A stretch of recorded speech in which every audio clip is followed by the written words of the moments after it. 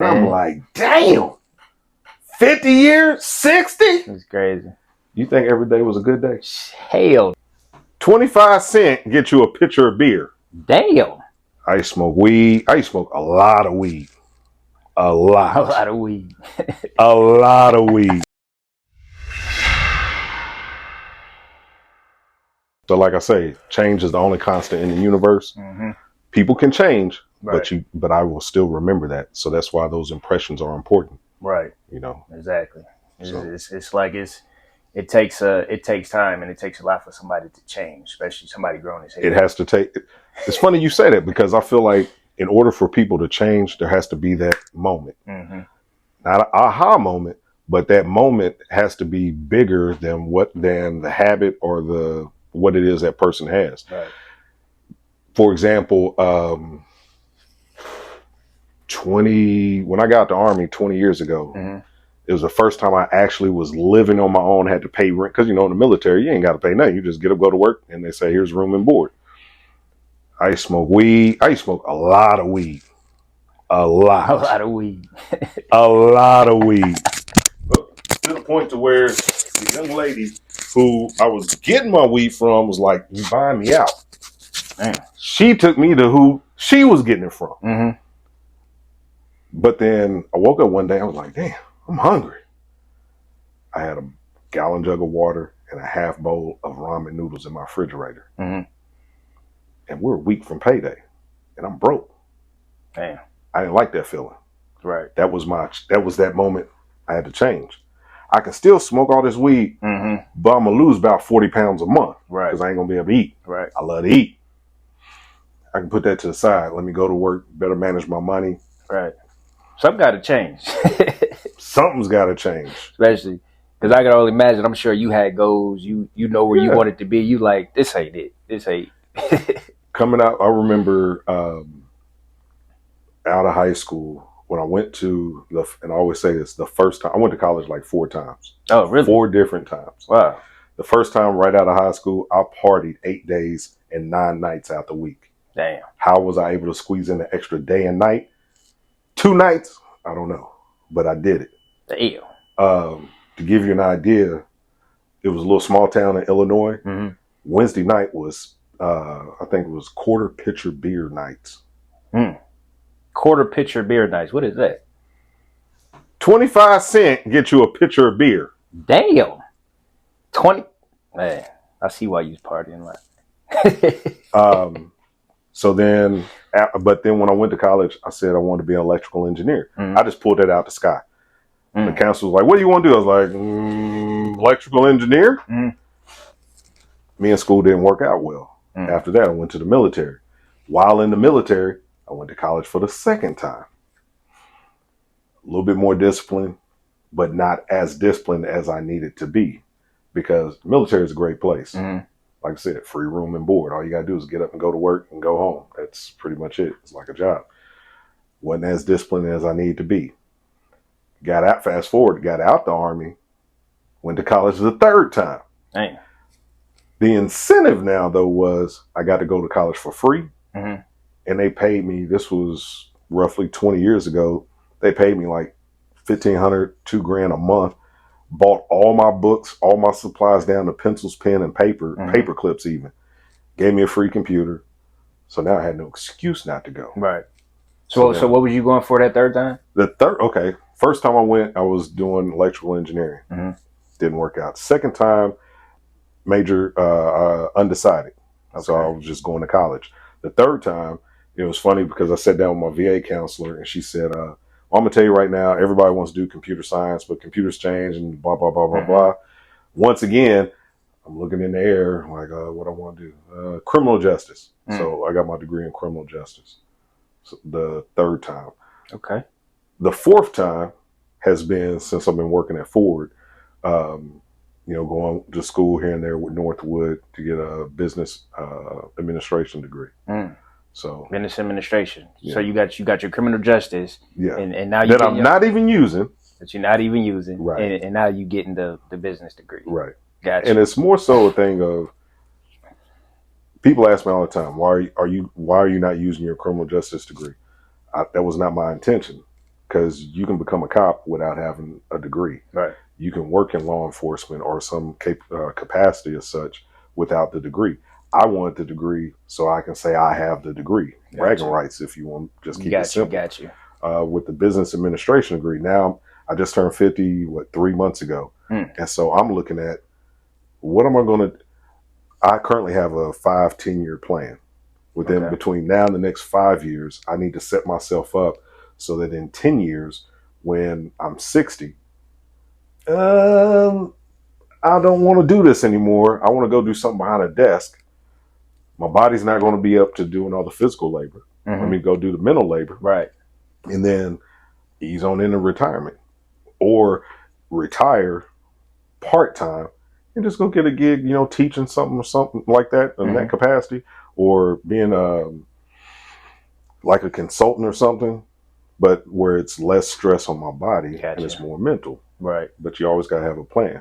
At least that's the way I look at it. Right. That's smart, man. You got to have a plan. You got to have a plan. You smart guy, man. Not necessarily, because I've done a lot of stupid stuff in my life. But you learn from it, though. And that's a part of it. For sure. Got to. I take the L's like, instead of loss, I take them as lessons. That's a good way to look at it. Take an L, it's just a lesson. You're going to come back harder. Only time you take a loss is when you quit. When you I like that. You know what I mean? I like that. That's how I like to. So, what's up, YouTube family? It's your boy Q1 Mega. We are here with another episode of A Moment in Your World, where I invest, where I invite guests to explain their story, experiences, and just their perspective on life, and also the past, present, and the future. And I have a special individual with us today. This man, when he say he gonna do something, it's done. Okay, when he say I'm gonna be there, he's there. So he is a man of his word. He carry himself as a king, and I treat him as such. So, welcome, my man Martin. Hey, I appreciate you having me, man. No doubt. It's really an honor. Because just like, with the cameras, lights, and all that stuff, I feel like a lot of times we're living history that's going to be looked at later. For sure. And there's moments that us kings, us men that we have that aren't documented, but it's talked about. Right. For example, those barbershop moments. There's a lot of conversations that go on in the barbershop that a lot of people aren't privy to. Right. That us as men, we don't share. There's a lot of people walking around who we don't know who have accomplished a lot of things, but nobody talks to that person. Right. So we don't know. Exactly. So, this is good. This is a good thing. Yeah, man. I appreciate it, man, because like I said, it started with an idea. Like when you first came in, I was talking about, man, it was like at least 3 years when I actually pitched the idea to you. Yeah. You know what I mean? And I've been thinking about this for years. It was about, at least I say about 6-7 years. I'm thinking like, man, I should just interview people, you know what I'm saying? Get their experiences and wisdom and everything. And, a lot of it is like what we see is like celebrities and, entertainers and shit. I'm like, man, it's a lot of regular people out here living. There's regular people that aren't as regular as we think regular is. As we think they are. So, yeah, it's just, just learning curve, curiosity, and legacy. And just like you said, like, barbershop talk, like we don't talk about that, or it could be somebody walking down the street that got so much wisdom, but you wouldn't know. And you would never know. Would never know. At all. And another thing is when I say legacy, it's like, say, God forbid, like your great grandchild, like God forbid something happened to you, they wasn't able to meet you, right? Or they would, you know what I mean? But they can go back up to that footage of that clip and like, damn, that's what Pop was like. That's my Pop. That's my G Pop. Wow. Yeah. Like I've been hearing it. My family been telling me, but I actually Everybody heard says this phrase that, well, your G Pop always said this, but to hear that person say exactly, and then you can see it and understand it in the context it was actually intended for. It hit different. Oh yeah, you heard it out of the mouth. And I look at it like this as well. Like in the time that we live in, with doing podcasts, the vlogs or whatever. My grandmother, she was born in the early 1900s. From the time she was born until her passing, the assembly line at Ford Motor Company, women's right to vote. What is that? 2 world wars: the Vietnam War, the Korean War. the civil rights era, first black president. There's a lot of history that people actually lived versus, well, let me go read it in the book. You can only read so much in the book, but hearing it from that person, you get the emotion, you get the passion, you get the, well, this is how they said this in the book because they had to cut it down. But this is how it really was. And so I think it's definitely important to have, and it's important for it to be a part of history. For sure, man. Nothing else. For sure, man. It hit different. It hit different. So take me all the way back, brother. Like, I want to know. I want to know where it all started at, man. Where was you born and raised at? Okay. You know what I'm saying? Where did you grow up? I was born in Bowling Green, Kentucky, which is about 2.5 hours southwest of Louisville. My father, he was a preacher in the church. My mother, she worked for the phone company. We moved, I think I was about maybe 5 or 6 years old. We moved here to Louisville, lived here till I was, and this is what's kind of funny and interesting. From first grade to fifth grade, I lived here in Louisville, Kentucky. So made friends, new people. When I turned 11, I moved away to Illinois. Moved back when I was a senior in high school, so I was only here for maybe 4 or 5 months my senior year. Then went back to Illinois for that first year of college, and then went to the military. Didn't come back to Louisville until about 15 years ago. So for me, what's funny is, I don't know if this happens to you, but I'll sit around and a face or name will come up in my head from somebody back, middle school or even high school. I get on YouTube. I'm like, oh, okay. Look, okay. I see what Q's up to. Haven't seen Q in person, but I can see what Q's up to. There's a lot of people that I remember I will pass in the streets, but they don't remember me because they didn't grow up with me. They remember adolescent me, but didn't get to experience adult me. So I've lived in a couple different states. Like I said before, I was in the military, so I lived overseas for about 3.5 years or so. Spent, like I said, some time in the military, and about for the past 15 years, this is where I've been. Back here in Louisville. Went back to Louisville. So you said you was born in Bowling Green, and you was here in Bowling Green to 3 years old? I was Bowling Green until I was about, I want to say, first grade, so about 5 or 6 years old. Okay, so up until that point, that's when you moved to Illinois. I moved to Illinois when I was 11. Okay, when you was 11, so it was all okay. Yeah. So, forgive me if I misconstrued you. So you said around 5, and then you came to Kentucky, Louisville. Right. Okay, you was here until 11. And then Illinois. Then you went to Illinois. Then came back, like I said, my senior year in high school. Okay. So what was your reason for going to Illinois? Like I was saying, my father, he was a Baptist minister, and during that time frame, he got called to a church in Illinois. So we moved to Illinois and was there, what was it, 6th grade on up till the middle of my senior year in high school. My parents actually had gotten a divorce. My mother lived here. I was living there in Illinois with him. And so I finished out my senior year because I moved back in with my mother at that time. That's dope, man. Yeah. So I mean, are you if you could go back, would you change anything as far as like the movement? No. Would you like, man, I wish I could have stayed at one school and then had this experience with the same adolescent, childhood friends? Yes and no, but I'm more the type of person, instead of the glass half empty, I like to look at it half full, because there are valuable experiences. And let me paint this picture for you.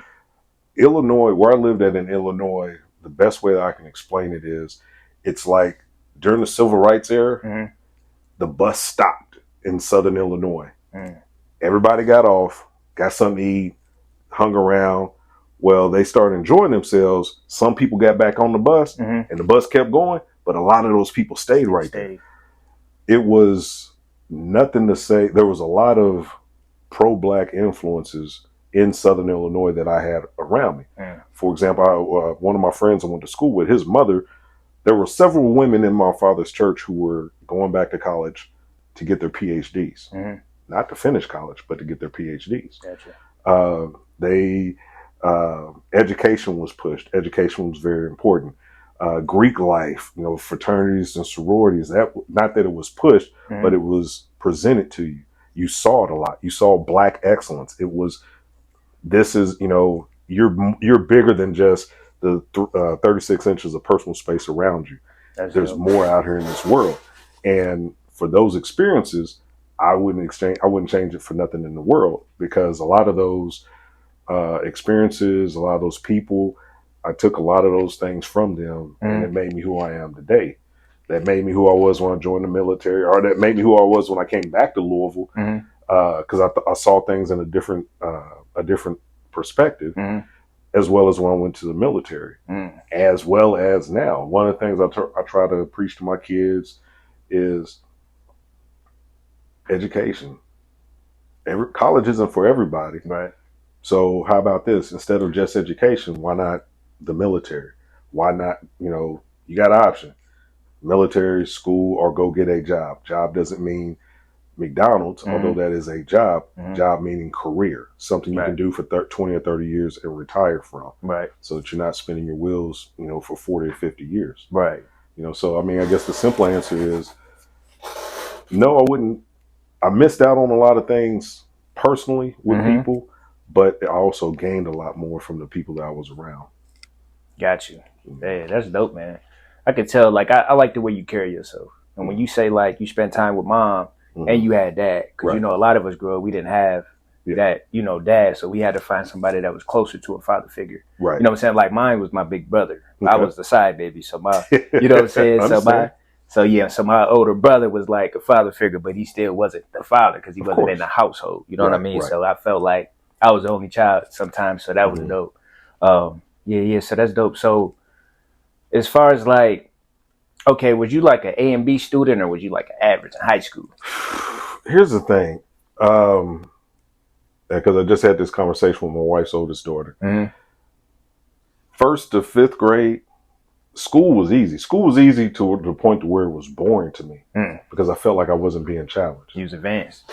I ain't gonna say that. Felt advanced. I ain't gonna say that. It was just, it got boring to me. Gotcha. But there's a lot of small factors that I perceive as to why it was boring, such as, and it may sound simple.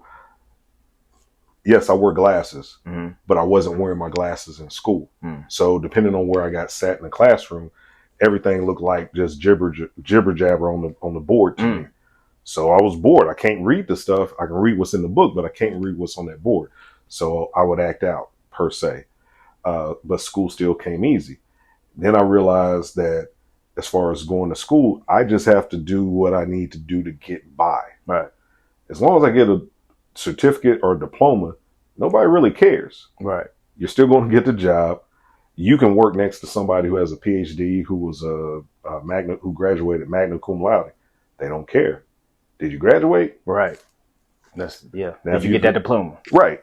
Once I got to middle school, it became different because I started playing sports. So you had to keep a certain GPA in order to play. 2.0? I guess that's what it was. I can't remember. But I was like at least a B- C student. Okay.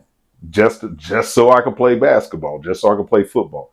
And then once the same scenario, once I got to high school, in order for me to play, I had to make the grades. Now, once I went to college, then it was a little bit different because then I realized I need to learn how you write your test. You can put everything on that bookshelf on the board, but you're going to test me over what's on that desk. So you became more academic, like you was more. Yeah, I guess you could say that. It was more of a thing of I learned how to take the test versus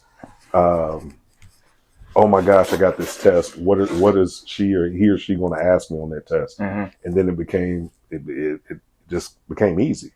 A lot of people said that, well, it's because you're older, you have more experiences, and that's why it was a little bit easier when you went to college that time. I'm like, okay, call it what you want. Right. But that's what works for me.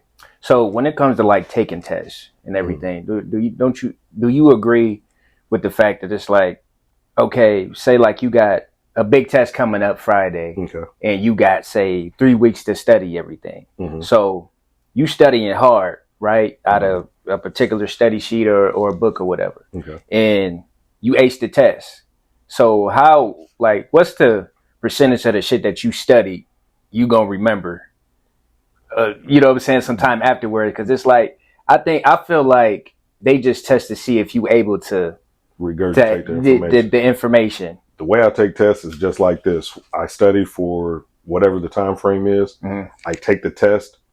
I walk out that room. I don't remember none of that stuff because I only needed it for that test. Even if you were to tell me, Mr. Hollins, you're in this class, you're going to get one test every month for the next 4 months. Mm-hmm. But on the 5th month, that test is going to be over those 4 previous tests. Mm-hmm. I will say, all right, cool. I will remember portions of each one of those tests to take that 5th test. But that 6th month, Mm-hmm. you can ask me what I just took on that test and it'll draw a blank. Got you. Because it was only important just for that test. And I bet you already kept that in mind too. Like even then, like you was like, I just need to know this shit for the with test time, and then after this, hell with it. I'm letting it go. It's gone. It is gone. Because that's one thing that I hate about school, man. I'm like, because the things I wanted to study, like the things that they made us study for the test is the shit I didn't want to study. Right. I'm like, I want to study this, but I got to do this. Like that's one thing that I didn't like about, you know what I'm saying, the test and all that shit. But you know, we figured out. When I was in college, I had a professor. On the surface, I just felt like he and I were not going to get along. Mm-hmm. But once I listened to him, then I heard his story, then I was like, okay, this cat's a little deep. Mm. One of the things, the example he made, it touched home, and this has been, we'll say 20 years ago. Mm. He said the American education system is about a mile wide, but it's only a couple inches deep. Mm. Every other place, education system is maybe a half a mile wide, but it's miles deep. Mm-hmm. The difference being, like, we go to school, like I said, my degree was in criminal justice. Mm-hmm. Why did I have to take American literature? How does that correlate to a criminal justice degree? Right. It don't. Not at all. I'm not saying I should have taken one less class. Mm-hmm. Give me another class in criminal justice to help me become better at criminal justice. Right. Not reading Great Expectations. You know, what I told one professor, because she was like, well, Mr. Hollins, what seems to be your issue about reading American literature? Mm-hmm. I said, I'm only reading it for the class, for the test. But why am I reading about somebody who was, what were they using back then? They was doped up on opioids. You know, so he's writing on why he's high, but I got to read it and get tested for it. Right. But he was high. Mm-hmm. It doesn't relate to criminal justice. I took historical geology. I can probably walk you out in that yard right now. You pick up a rock and I can tell you what kind of rock it is and everything. Oh, you a bad man. But it had nothing to do with my degree. Right. So I think that was part of the problem. And then, like you said, I would like to see something like you build off of, if I teach you this is wood, you can cut this wood in a certain angle, a certain way. Mm-hmm. And then the next class is we're going to take that cut wood and we're going to lay it together. Right. Then that next class, I'm going to show you, this is a hammer, these are nails. That way everything correlating with each other. Everything, you're building on something to build towards something. Right. Not just, I need you to get to build to take this test, and then we're going to go in a totally different direction. Right. Because like you said, you, just like myself, if it's got to pique my interest, it's got to make sense to me, right, in order for me to continue with that. Because I'm pretty sure I wouldn't be where I am today if it continued to hold my interest. Right. For sure. So what your professor told you it says a lot within itself. Yeah. Like him, you know, man, his analogy and everything. And I feel that because, you know, like in high school, they don't really get us prepared for the real world. You know what I'm saying? So that's why I remember I had to take it upon myself. And that's why I'm glad, like, I was kind of like fatherless. And my mother, she worked in a hotel or whatever. She wasn't really, you know, she ain't the smartest crane in the box. Love her to death. She gave me unconditional love. But I'm like, this ain't it after school. I got to figure out what the fuck I'm about to do. So in high school, like I say, about sophomore year, it started to click. So I'm like, I got to take it upon myself. So my vocational class was like business. Okay. You know what I'm saying? Like, well, what am I going to do? But that's crazy because, yes, it's good for me to know what happened in the War of 1812 because you want to prevent that from happening again. Right. But nobody told me about you need, what's a credit score? Right. You mean I can swipe this little piece of plastic that they gave me, but I gotta pay it back? Mm-hmm. But I gotta pay it back before this date because the interest. What is Right. all that? Right. Exactly. Nobody teaches you that. Exactly. You know what I'm saying? It's Yeah. like trial by fire. Mm-hmm. And it's unfortunate because a lot of people learn those things from a lot of trial and error. Mm-hmm. You know, and then some people are they're better at the recovery of it than others. But why can't we put that in school? Right. Get everybody prepared To make the playing field a lot better. Mm-hmm. I feel it's crazy. Yeah, It's crazy. it's all designed and planned. They want us all to be, sheep. You know how that go. Definitely. You know how that go. Definitely. So Definitely. you say you play sports. Played, What other sports did you play? in middle school, played basketball. High school, played basketball and football. And it's funny because I got my first job at like 16 Mm-hmm. at McDonald's, but I was making money.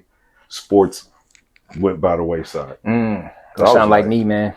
Making money. And here's the funny thing. It's not like like I said, my father was a preacher. It was he and I, we lived in the church parsonage. House was paid for by the church. It wasn't that I needed the money. I just wanted the money. And then once I saw the money rolling in, right. You want me to put on them pads, go out there on that hot field and do what? Right. Man, I'm about to get this money and get high. Man, about to do it. I'm trying to tell you. Man, for real. Tell you. Man, so when you was in high school, like, did you know? Did you have like a vision of what you wanted to become? Like, did you know what you wanted to be in high school? Idea. Yeah, no idea. I was just living life. Okay. And I was a typical teenager.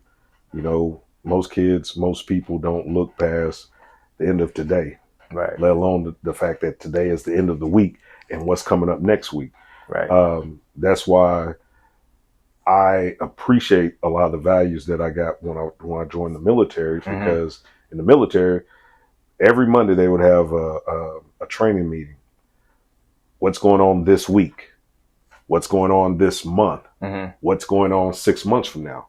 Or, and that's kind of the way I look at things now. You got a lot of structure out the military. Well, yeah, definitely.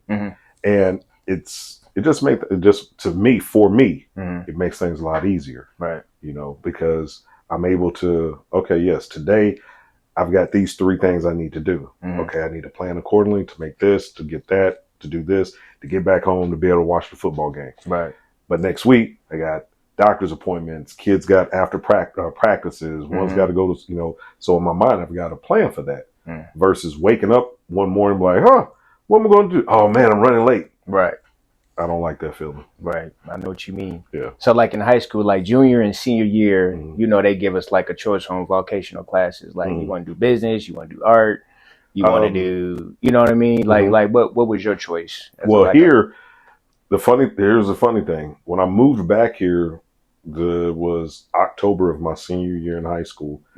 I had enough credits to graduate, but there was classes that I had to I forgot what they call them, but there were certain classes prerequisites that I needed to take in order to graduate. So I had to, because my credits had transferred from Illinois, number wise, I had surpassed the number required in the state of Kentucky. But for example, I was a senior. There were 2 or 3 classes that I had to take that were freshman level classes to get my diploma or my degree here in Kentucky. So I didn't have that. I wasn't afforded that opportunity to like co-op, to go to school up until like 11 or 12 o'clock and then go to work that afternoon or to go to vocational. It was pretty much, I think the 2 classes I had that were senior classes were English and math, maybe one other one, but the rest of them were lower level classes. So I coasted because they were lower level classes. I was in classes with a bunch of freshmen. So I didn't have that opportunity to be afforded to me. Got you. So when you came back to Kentucky, leaving Illinois, would you say the grading scale was lower than Illinois, or was it higher? I would say,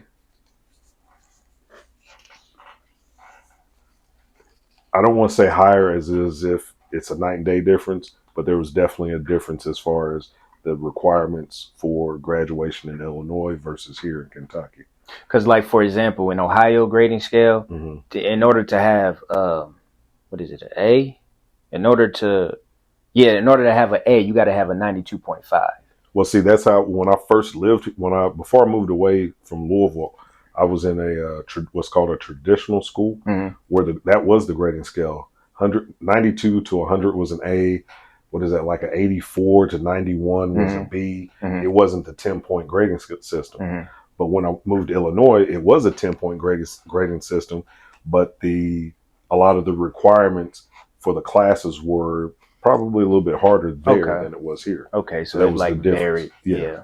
Okay, depending on the field and everything. Right, okay. Right. So who were your favorite artists growing up? Because I know, like, based on our previous conversations, like you a hip hop head. Yeah. So who you come up listening to? God rest his soul, friend of mine, Nakir Carter. This is no lie, true story. He was from New York. His brother was a DJ, and this is when I lived in Illinois. Hold on, I'm listening. See what this is.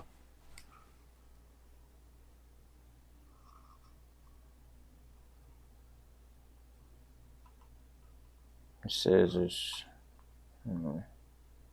maximum recording. Yeah, I don't know what that's about, but I'll figure out later. That's what the post ad is for. Right. Hey, man, learn as I go. What you saying?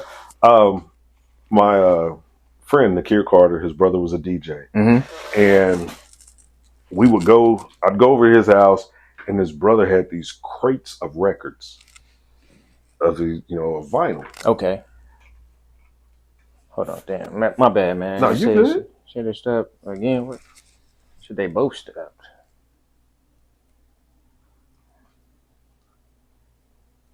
It might, in the settings, it's probably like a limit to where it like stop, but I don't know. I did one with Tony. You remember Tony that used to be on used to do the boosters. Yeah. So I did an interview with him, and I wasn't all the way prepared. My batteries, I kept switching batteries, this, that, and third. We was in this little movie room and everything, and I'm just like, you said, though, it's a process, right? You know, I'm glad you understand, man, because I mean, you can't expect to build what they say, the Great Wall of China. What Rome wasn't built in a day. In one day, exactly. It's a process. So yeah, I'm gonna have to figure that out. Yeah. Hopefully, it just started. Hopefully, I got that. I'm gonna pay more attention to what's going on. But go ahead. But I'm looking through his crates, and I'm like, wow. Who you say his name was again? My friend, his name was Nakir Carter. Okay. He passed away, but his brother was a DJ. Okay. And so he old school DJ, Technique 1200s, milk crates. This room full of albums, and this was got the vinyl art, and it just blew my mind. And he was like, "Man, go ahead and borrow one if you want to." Mind you, his brother, he was like, "My brother will never know." The albums I got out of there was The Vapors, Biz Markie, Eric B. and Rakim, which was Paid in Full, and Boogie Down Productions, KRS-One. Okay. I played the vinyl out of those three because it was something that just stuck with me. 3 months passed, and he's like, "Bruh, my brother notices those albums are missing. I need those back." I'm like, "All right, man." I didn't give them back for probably another month or two because I would just listen to them. And ironically, the little town we lived in Illinois, there was no black radio station. So it was, if you listen to the radio, it is what it is. Right. If you had cable and could get, what was that at the time? Your MTV Raps, it's whatever they played. Right. At that 30-minute or hour segment of the day. And then it was everything else. Right. But music that's like what they call, not necessarily a safe space, but music itself for me has been one of those. Like today, I'm sitting there when I got up on social media, just scrolling through, and what was the song? It was 8-Ball MJG, Coming Out Hard. Somebody played a clip of 9mm Boys. I ran to the garage, hooked up my phone to my Bluetooth in the garage, and I'm banging that album. And it was funny because I'm sitting there, It's 9, 10 o'clock in the morning, Mm. and I'm banging it like I'm in the club. But it took me back, and it was like, man, I needed that. You know what I'm Right. saying? Yeah. And it's a lot of that old hip hop, a lot of old music. Mm-hmm. And my wife laughs at me because, you know, most times somebody say, hey man, somebody connect to the Bluetooth to play some music. Anybody but Martin. And that'd be my wife. And they're like, well, why is that? You may have hip hop, there may be country music, there may be gospel. And this may play at random. I'm the same way, man. Because I love good music. You got a wide range. You're very versatile. Yeah. I'm the same way, bro. I'm the same way. It depends on how I'm feeling. Depends on the mood and everything. Something you just said, it makes it more worthwhile, which is music is probably one of the, you could play a song here in your house. Mm-hmm. You can play that same song in South America where nobody speaks your language, but that song will resonate. You and that person or those people from South America can go across the waters to another continent and play that, and the three of you all can connect from that one song. You're the only one that understands the words, but that rhythm, that music, that melody, the vibration speaks to everybody. Right. You know what I'm saying? We all feel it. Exactly. And there's sometimes where, you know, I don't realize that I need it. Right. But that song comes on, I'm like, oh my goodness. And it could be a slow song. Right. Or it could be that song that you're getting ready to play before you're going out for the day. Or just to start your day. For sure, man. Music is one of the most universal things on this earth, man. And like you said, it's like universal language. You know what I'm saying? Everybody, the vibrations get us going. And the beautiful thing about music, too, is like us growing up. Like us having our traumas and our you know, best moments in life and everything, we always remember that song that was playing at that time. So every time we go back, like you said, when you heard it, you went in the garage and started bumping it, and I'm sure like you those probably remember came back. Well, I mean, it's funny you say that, because in just hearing you say that reminds me, you know, like with a small child or in school, they teach you mnemonic devices. You put a song to what it is you need to learn, and that's how you remember it, and that's how you recall it for that test. Repetition. And that music, that same philosophy carries on. You can use that with everything. And as well as like what you said, I can hear a song that I haven't heard in 20 years. And then it takes me back to, what was it? It was a song. I can't think of the name of the song right now, but there was a song that a guy who I knew when I was in Germany, he had a 1986 red Nissan Sentra. And every time that song would come on, he'd get out the car and he's singing and he's dancing. And every time I hear that song, I think of him and that car. Right. You know, and so, I mean, it definitely is, we tie those into memories. Yep. The, what is it? It's repetition, symbolism, and trauma is the father of learning. Right. So that's why, you know, it correlates with the school and then, you know, just experience. So yeah, that's dope, man. I love that. Indeed. So, all right, let's go back to a little bit after high school. You said that's when you joined the military. Right. Because you got to be 18 in order to join the military. So what made you do that? Real funny. Before I got out of high school, like I said, I was just cruising through life when I was in high school. You say I got to be here to do this? That's what I did. Just to get through the day so I can do what I want to do. My senior counselor made every senior take the ASVAB test. Excuse me. And here's the funny thing. Is that the test in order to get into the military? Exactly. Okay. I had just like you didn't know what it was, I had no idea. We all showed up to the auditorium because we were told all the seniors report to the auditorium. There was a person passing out these pieces of paper. They said, all right, take this test. What's this test for? It doesn't matter. Just take the test, do as good as you can. Right. Turned it in. They said, all right, y'all released. Y'all can go. Didn't think no more about it. Fast forward, past graduation, I went back to Illinois to go to college. Like I said, I partied a lot, so I knew I wasn't focused. I came back the summer of my freshman year in college with the plan. Me and my two buddies were going to go back to Illinois, rent a house, get a job, stack money. That was the plan. I want to say it was like September or August. I'm at my mother's house by myself. Phone rings. Hello? Yes. Can I speak to Martin Hollins? This is he who is this. Mm-hmm. My name's Staff Sergeant Whitney Ross with the United States Army.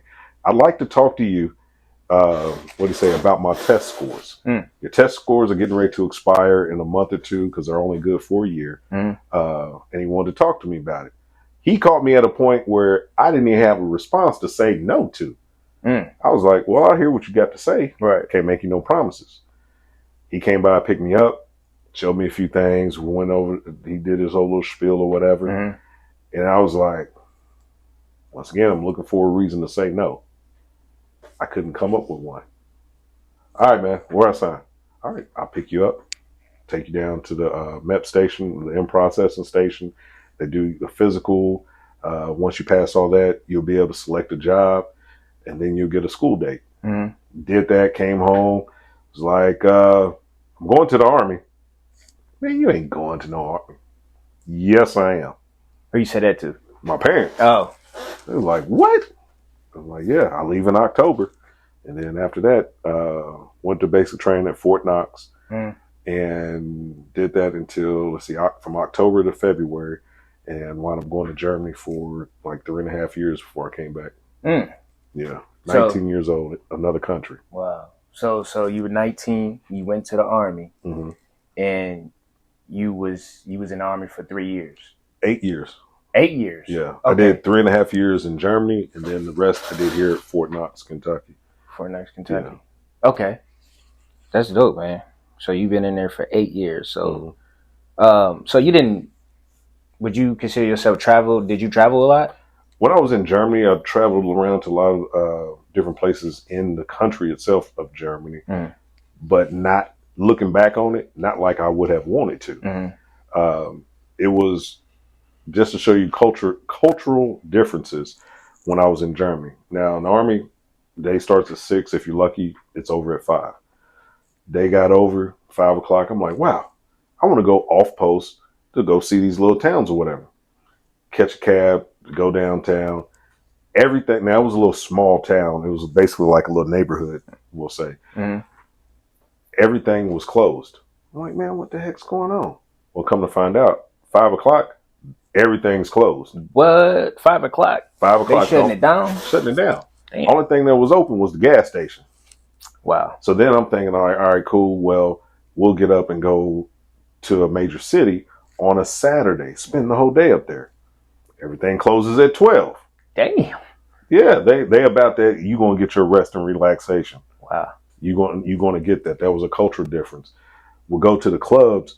Now here in the States, holidays are primarily on Mondays, so we can have a long weekend. Mm-hmm. Over there, it'll be a Tuesday or Wednesday or Thursday, and it's a holiday. Mm. Well, it's such a big holiday that, like, let's say if the holiday is on a Thursday, you can't serve liquor or beer in a bar. The bar can be open, but you can't be partying for that 24-hour period. But 12 o'clock, lights is off, the bottles are flowing. Man, they try that shit here. They be like, no complaint day. Right, exactly. And it was just, I got hospitalized. I had my appendix removed. I was in the hospital for almost a month. I did when I was 8. Man. Did it explode? Well, here's the story. I was at my daughter's mother's house. I was in excruciating pain. Different smells would cause me to throw up. I was hurting. So I finally went, and that was on a Saturday. I said, just let me sleep it off. Maybe it's something I ate. Got up Sunday. It was worse. Went to the emergency room. Nobody spoke English except my daughter's mother. Wow. So she's my translator. They're saying something, and then they're saying stuff that she couldn't translate. Okay. But she was like, oh, it'll be okay. You just said this much worth of words to them and them to you, and you just said to me, okay. Right. Right. There's a lot there's missing there. Well, and it was real funny. Now, when I was a soldier, if you were my supervisor, my boss, and you told me beat the white off this wall, you could walk out this room and come back 5 minutes later. The white's going to be beat off that wall. Right. That was just how I was as a soldier. The nurse came in and she handed her, she said something to her, but passed me this gown. So I'm like, oh, cool. We're going to get some resolution. Right. She came in, gave me a little IV. I'm like, okay, maybe they're just trying to flush my system out. Mm-hmm. Well, then she leaves. So now I ain't got nobody that speaks English. Damn. So they rolled me out of that room. And as I'm going down this hallway, I'm like, man, I've been here all day. Mm-hmm. So it makes sense that I'm getting tired. Man, I blinked and I woke up. I'm like, man, I don't feel too good. And it was like out of a horror movie. Right here is a nurse's station. Mm-hmm. Mind you, it's like nobody. The lights are out. I'm in the hospital. Mm-hmm. I noticed that, but all the lights are out and there's nobody around me. I'm at a nurse's station. Nobody's at this desk. I can see down this hallway. There's no movement in this hallway. I've got a bandage from basically midsection to my groin all the way around me. Got tubes coming out my arm. Oh, hell and no. nobody can explain to me what's going on. What? Boo, boo, boo, boo, boo, Right. boo. What's going on? They harvested my organ. Right. Boom. I'm out cold again. Like, damn, I ain't got captured. Exactly. I wake up the next day in the hospital, in the bed, and talk about cultural differences. Every day for breakfast, they gave me a cup of coffee, 2 pieces of toast, and like some butter. Mm-hmm. Lunch, it was 2 pieces of bread, a piece of cold cut, tea or coffee. Mm. For dinner, it was cold cut and a salad, tea and or coffee. Man, I think I lost 40 pounds. I bet. I was looking bad. Damn, man. Looking bad. But that was a cultural difference, is just the food. Mm-hmm. Here's one even. I'm laying there and got the IV in my arm. You've been to a hospital before. They have IV bags. No, they had a bottle. Looked like something out of 1960s. Mm. What is that? Right. Blah, blah, blah, blah. No, that is not good enough for me. I need to know what you just said. Right. But nobody could speak English. That is crazy, man. I'm watching reruns of Love Boat and Fantasy Island in German. Because that's how you're trying to learn it. I tried, but yeah. No complaint. I'm just hell. Yeah. And the only reason why I was there for 21, 27 days, on that day, I decided I'm leaving. I put my clothes on. I told them I'm leaving. I don't know if they understood. I found the door, found the elevator, got in the cab with the gown on and my pants.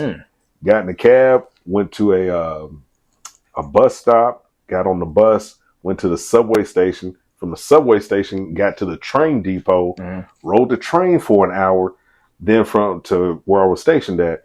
From the train station, called a cab, back on post, walked into my unit, and they're like, "What are you doing out of the hospital?" Right. I'm trying to live. I feel like that because they was like, "You look frail.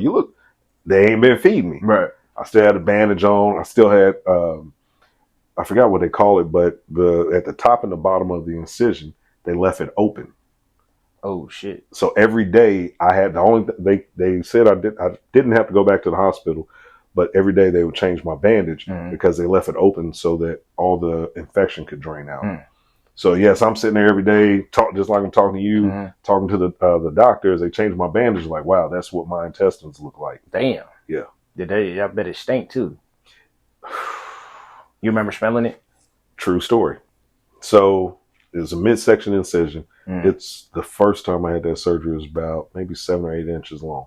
Damn. Not that I had a 6-pack. I ain't gonna lie and say I had one.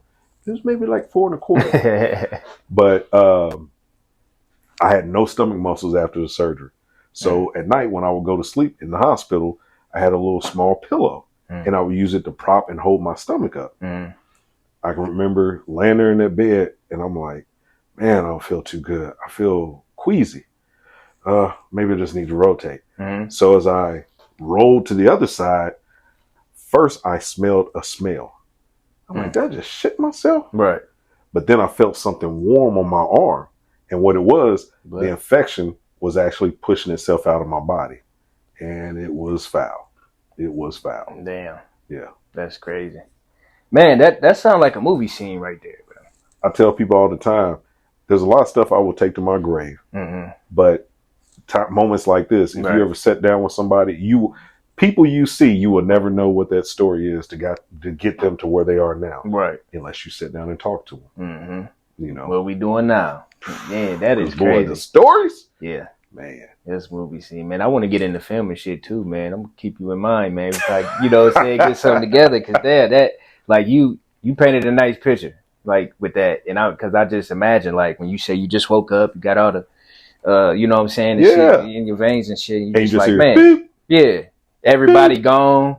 It's like, oh my goodness, like how the fuck did we get here? Like, man. But and with that, with something you just said, with that, one of the things that I've tried to over the years to try to hold on to is communication.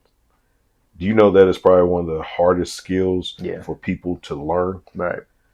Like I tell my kids, communication is that picture in your head. Me trying to get it to you the same way I see it. Right. I had a job that a little test or whatever that they had us do in communication was two people. Mm-hmm. They set them back to back. They gave one person a pen and a blank sheet of paper. They gave the other person a piece of paper with an object on it or something on that paper. Mm-hmm. Your job was to tell me what it was you had on the paper, and I had to draw it based off of the way you described it to me. 90% of people never would get the objects would never match. And that was a test in communication to show how hard it is. Right. And that's without adding factors such as language barriers, education level. Right. That's just two people having a conversation. Right. It's a square with a circle on the right side in the bottom corner. Mm-hmm.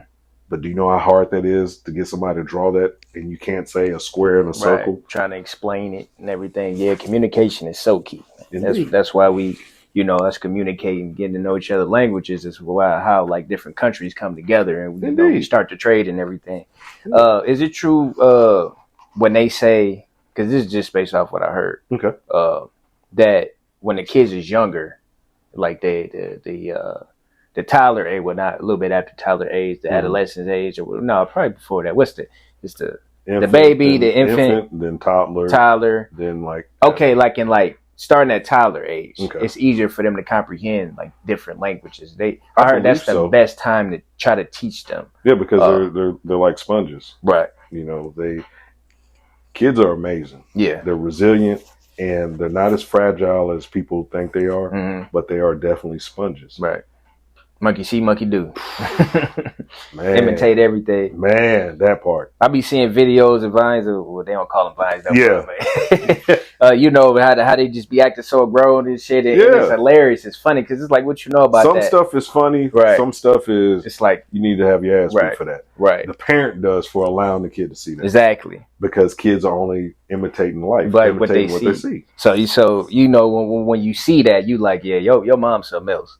Oh yeah, he been around his daddy. Exactly. You can see it. You know what I mean? See it. So yeah, that's dope, man. That's dope. Yeah, I think, and it's funny because you know we limit kids on their development for whatever reason. Right. You know, let them experience it so they will know that pot's too hot, that's too cold. Right. Let them experience if they like this, if they don't like that. Right. But don't tell them, oh, you're not gonna like that. Right. Because it's their own experience. They got their own perspective. They gonna have their own life, you know. Because they see it from a different angle. Mm-hmm. You know, they see it from a different set of eyes. And I got a question for you too on that tip. But right now I want to stay in the military zone. Okay. Right? So you said you toured Europe a little bit. Yeah. Right. Mm-hmm. What was your like favorite city to tour in Europe? Like your best memories. Everybody talks about going to Frankfurt, but Frankfurt to me, like when in my mind being overseas, I want to see something different. I don't want to see what I see here. Right. Frankfurt to me looked like New York City. Tall buildings, a lot of concrete, horns, cars, traffic. It's just the jibber jabber is different than what you hear in New York. Everything move fast and shit too. Yeah. Nuremberg. It was a smaller city. It was kind of like maybe Louisville or half of Louisville size. It wasn't all the hustle and bustle, but it was like a big small town. And me personally, I like that feel. Hmm. You know, yes, I live in the city, but I like a small town feel. I like to know, I want to know my neighbors.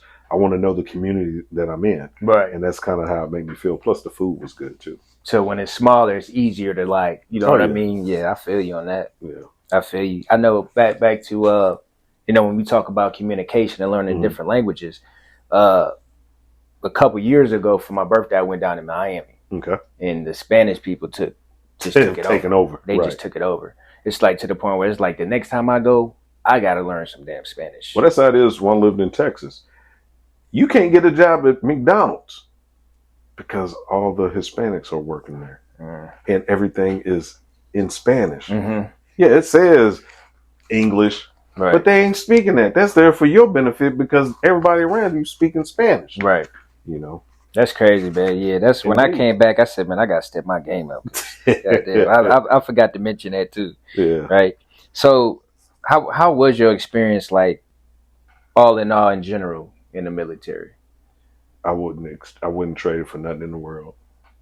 It's true story. 2 years ago, I ran into a guy who I had not seen since 1997. Mm-hmm. Random encounter. Didn't even know he was in the city of Louisville. Mm-hmm. Ran into him at Sam's Club. Mm-hmm. We chopped it up like we had just seen each other hours ago. And then at the end of the encounter, he was like, "Hey, here's some information that you might be able to use, blah, blah, blah." And I was like, "Oh, okay, good looking out." And it actually did help me out. Mm-hmm. And my wife, she even laughs at it now. She's like, "You and your military buddies?" I'm like, it was a bond that, you know, I'll have for a lifetime with these guys.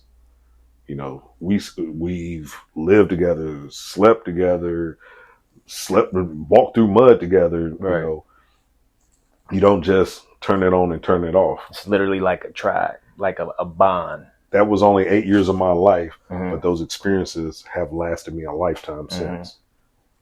I wouldn't trade for nothing in the world. That's something, yeah. You would never take that back. That says a lot, man. No. That says a lot. That's what's up. That's dope. You know, after high school, when I was 19, it was a recruiter that wanted me to, you know what I'm saying, consider and check it out and everything. But like you said at first, you were trying to find every reason to say no.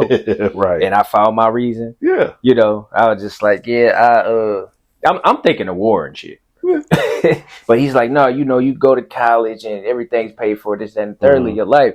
I was hearing that, but I'm like, yeah, something pop off that I got to go to war. I'm like, I'd rather just go to barber school and like figure this shit out. You know what I'm saying? I'm like, yeah, I just want to chill, smoke weed, and get money. You know what I mean? But yeah, I remember that time, and I'll never forget that. Yeah. And it's crazy because when I joined the Army, it was back like when Boys in the Hood, the movie came out, and everybody's like, "Oh, the military ain't no place for no black man." I said, "Bro, these streets ain't no place for no black man." For sure. At least because on the flip side, like with what you said, at least if I go to war and if I were to die in war, my family will be taken care of. That's right. If I die out on these streets, then I'm just, you know, a segment in the newspaper for that night. Right. And that's it. Yeah. I did keep in mind though how beneficial the military was, because I got a military militant like mentality. Yeah. As far as like structure, being organized, have it planned out. Right. You know what I'm saying? This, that, and the third. So, but yeah, it's just. Yeah, I found a reason to say no. You know what I'm saying? I found a reason to say no. But the thing is, that's what makes us all who we are, and it's cool that wasn't your path to travel. Right. You know what I'm saying? And it's not for me to tell you, man, hey, Q, man, yeah, it ain't too late. Go back, do it. That wasn't your path to travel. Right. Just like for me, I've got friends who went to college that are bank managers, work for major insurance companies, running their own businesses. One was even an aide to a senator. And then here I am. I went to the military. Right. These cats was just like me. Right. But I went to the military. I didn't plan on going to the military, but that was the path I needed to become who I am now. That's why it's intriguing to me when I hear, like, especially a brother, like a black man, and they say they experienced that they went to the military, and I just love hearing about it. Like, how was it overseas? Like, what countries did you go to? You know what I'm saying? Crazy. Like, what did you learn? All these different things, and then the war stories on top of that. It's just like the thing is that, you know, my mind was like this when like I said, yeah, I lived in Illinois for a few years. I lived here, grew up here in Kentucky. Everything was literally black and white. There was only black people, white people, maybe a few Asian people here and there. Mm-hmm. But that, and maybe at the time, a sprinkle of Hispanic people around. Mm-hmm. But that was it. Right. I go to the military, now just down here at Fort Knox. Mm-hmm. There was a guy, he was full-blooded German, but he came to the United States to join the army. Mm. There was a guy in my class, he was from El Salvador, spoke no English. He came to the United States to join the U.S. Army. There were black guys, there were white guys, there were Mexican guys. All of us basically put in a building. We slept, ate, trained together, and all that. Then I go to the military. You have that same type of melting pot, and in Germany, around a bigger melting pot. Mm-hmm. It was like, wow, man, the world's a big place.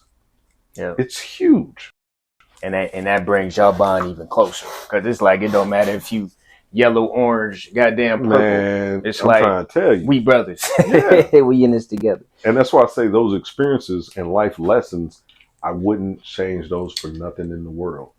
I love to hear that, man. You know, I love to hear that, because to piggyback off of something like you had said earlier, mm-hmm. you know, I look at life is meant to be lived, and mm-hmm. it gives you a lesson every day. Right. It's up to you to actually learn from those lessons. Right. Now, you can ignore it all day long, but at the end, when you're wondering why you get an F on that test, right, why you feel like you beat down, life keeps telling you, "Hey man, pay your bills on time." Are they going to call you? Right. Or are they going to cut you off? What they call it insanity, when you do the same thing and over and over, yep, and expect different results. Yeah. Exactly. For sure. Exactly. Yeah, change this battery real quick. Okay. Yeah, so I have well, it's my other brother. He called him his brother. They grew up together and everything, and he went to the military. And I know, like, it's only so much, like, you know, he'll talk about, you know, because he had a lot of trauma. Right. Because he took like 2 tours mm-hmm. to Iraq. Right. And Afghanistan and everything. And yeah, I mean, as far as now, like, it seemed like he had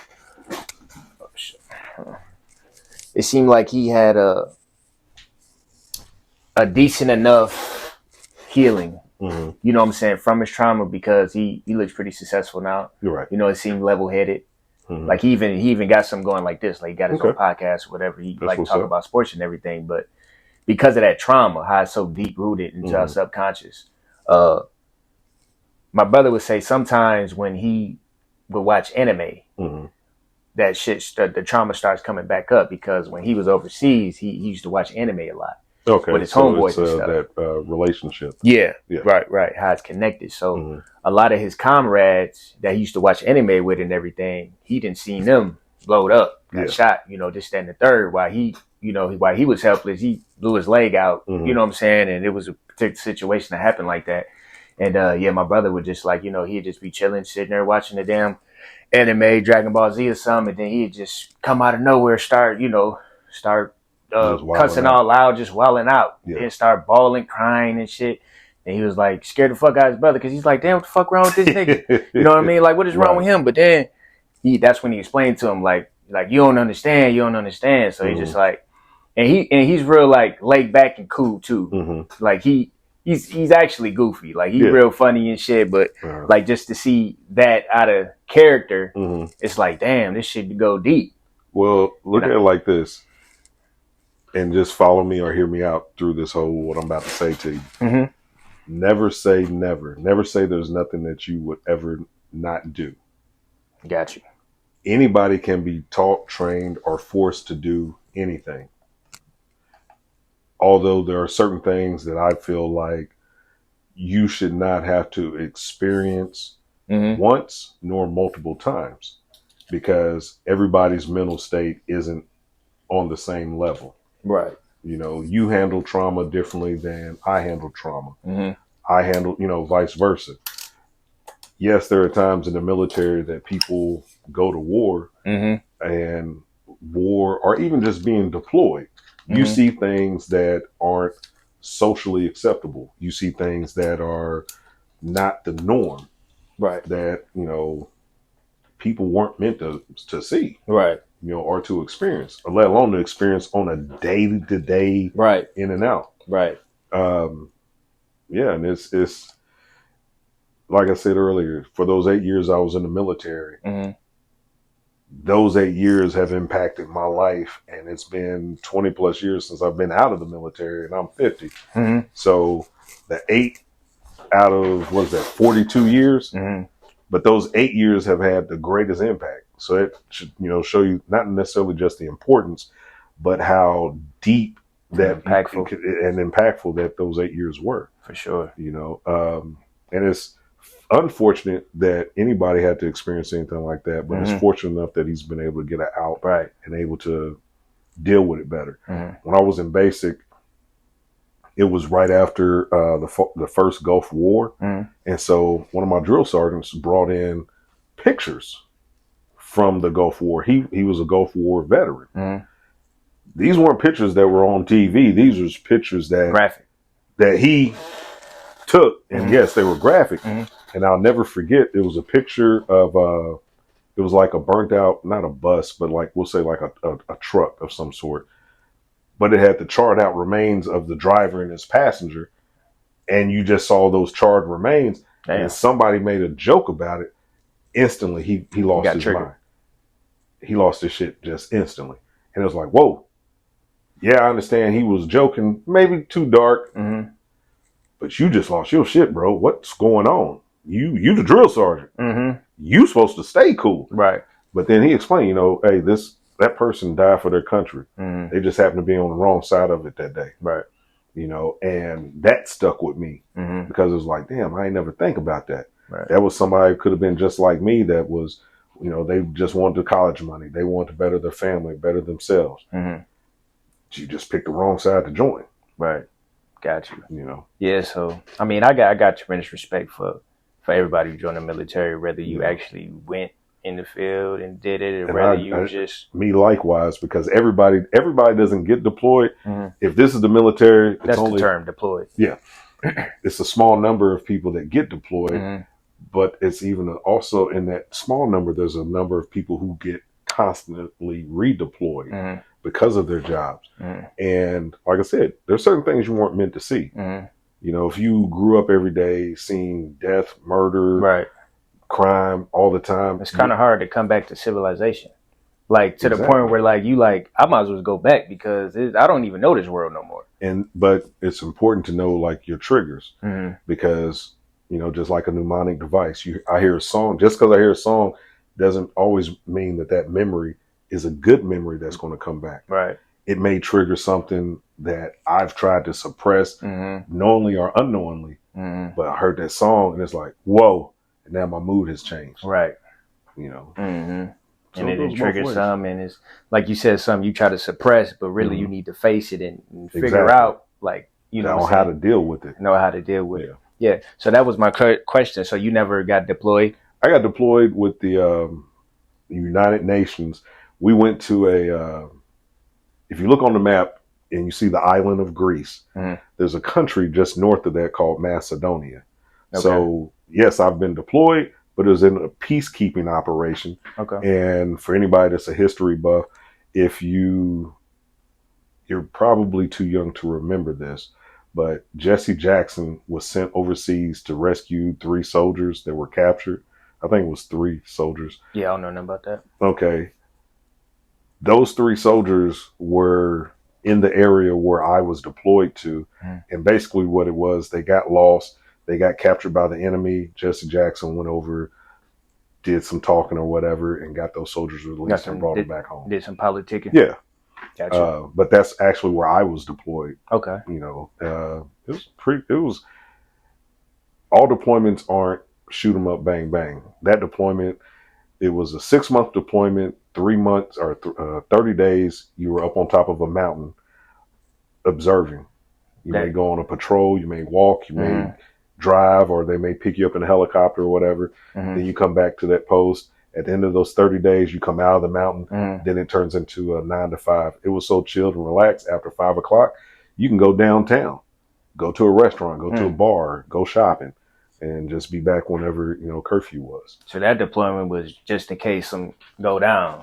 That deployment was for, it was during the same time the war in Bosnia took place. Mm. And so they were worried about a bunch of refugees coming to Macedonia from the north because, all that was going on. Gotcha. And so we were there just to, not necessarily show a force, but to just show that we were there. Okay. And to help out as needed. Mm. So you a big part of history with that one. Small part, but a part of history, yes. Okay. Got you, man. That's dope. Because I was going to ask you, as far as like, I mean, I'm not expecting you to, lay all your traumas out on the table. You know what I'm saying? Because a lot of shit you're going to take to your grave, which you got to respect. Mm-hmm. But at the same time, I'm like, if you did have like a lot of traumas during your trials and tribulations and everything, my question was, how did you cope when you came back? And how easy was it? How long did it take you to be able to be like, okay, I think I'm good? Well, first step was realizing that there was something, which that took time in itself. It was just like, I'm angry and I'm just, what was it that I think it was not Infinity Wars, but it was one of those Marvel movies where the Hulk turns around and he's like, my secret is I'm just always angry. I think that's Avengers. Yeah, Avengers. Yeah. That was just my mantra. I'm always angry. I'm always on point. I'm always keeping my back to the wall, checking the exits, watching everybody come and go, as soon as I get somewhere, okay, this is my plan. That's how you was wired. That was just, I'm just that way because I don't trust anybody. But then realizing, like, dude, you're at your daughter's elementary school. What's really going to happen at an elementary school? Not to say something couldn't happen, but the chances of tone down the threat con a little bit. Yeah. And it became a thing of, okay, let me try this to deal with it. Some of the things I do, like I say, I'm 50 years old. I play video games. There's nothing on that video game that's going to hurt me or anybody around me. But doing that video game, I don't have to think about anything. Right. My mind can just shut off. And it helps to calm you down. Yeah. Decompress. And I apply that with even anything, just like work, married life, kids, school, whatever. Let me go over here, decompress. Let me go sit in the garage, listen to some music. Let me smoke a cigar. Let me just zone out and deal with it. That's how I deal with it because it calms me down, gets me back relaxed, realizing, dude, it ain't that serious. Right. So your triggers. So now you at the point to where what calms your triggers down, or you know how to deal with it head on. I know how to calm them down. I also know how to escalate them quickly.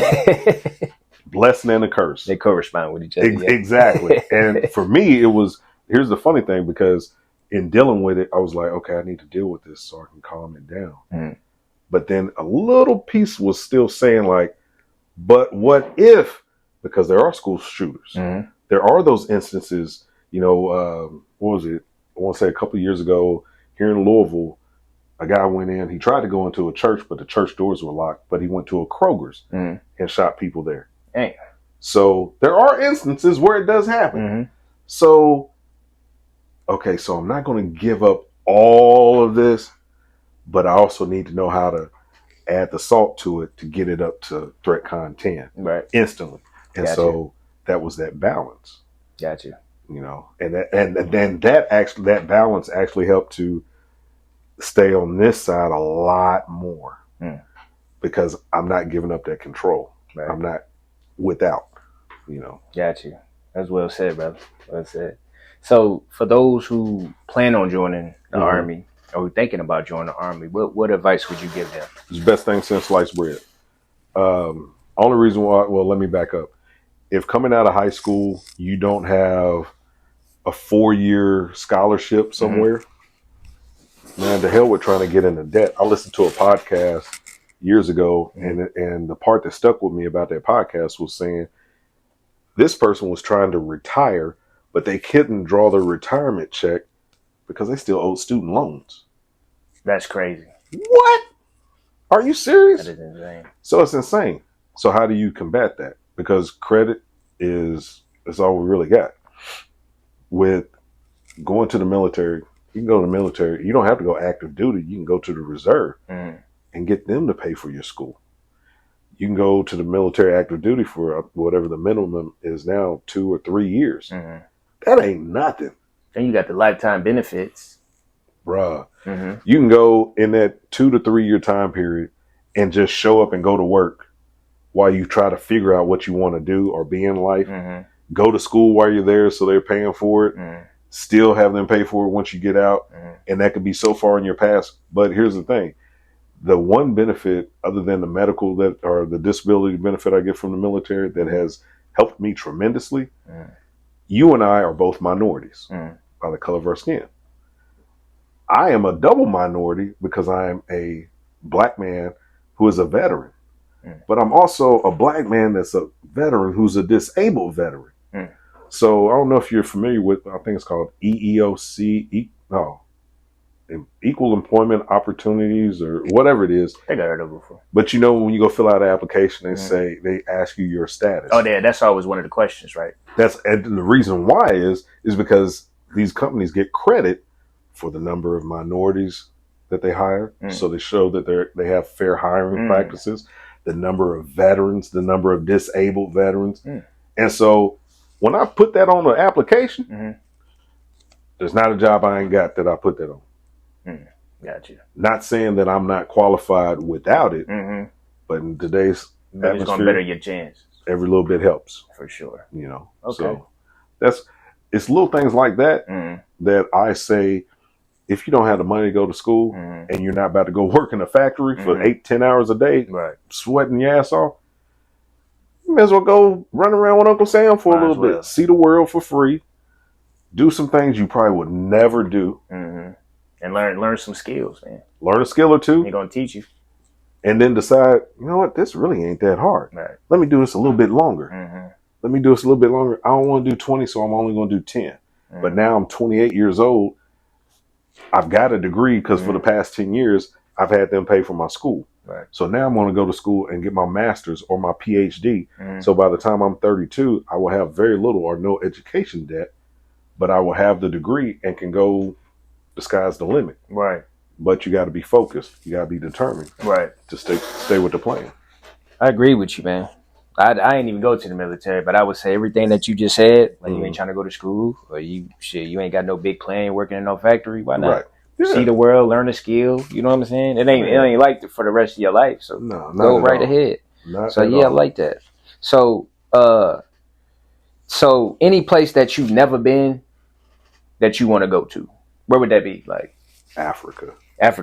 Yeah. Any particular? The whole damn thing. You know how big that place is? Man. It's huge. My brother-in-law, he and his wife, they went, I don't know if it's been since COVID, but they've been to Africa. And I think they went for like 2.5 weeks.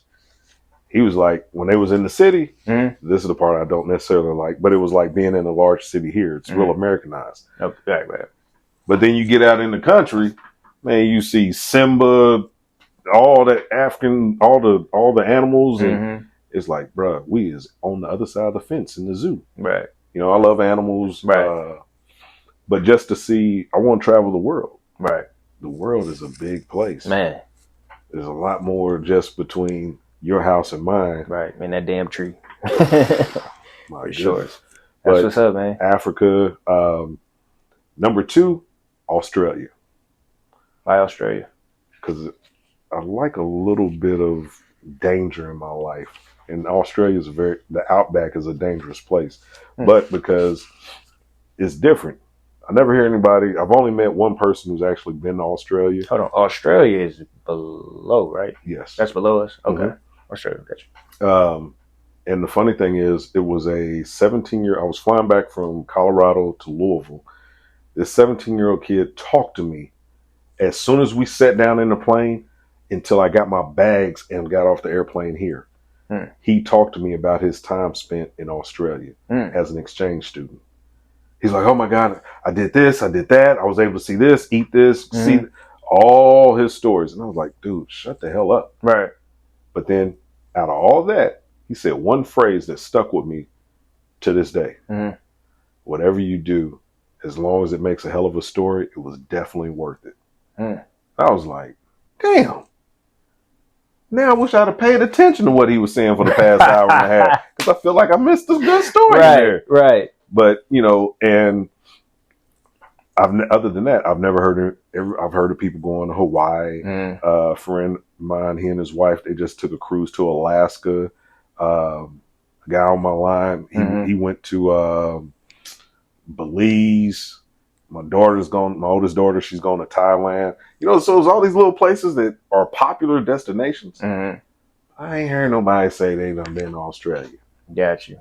So if you don't mind sharing, what was like a highlight of Australia that caught my attention? That got you, like, but it's like when you say danger, like, can you be more specific? Like, everything in Australia will kill you. The spider will kill you. There are animals that are indigenous just to Australia that you don't see anywhere else in the world. And then you got like the unknown mystery creatures that nobody knows about.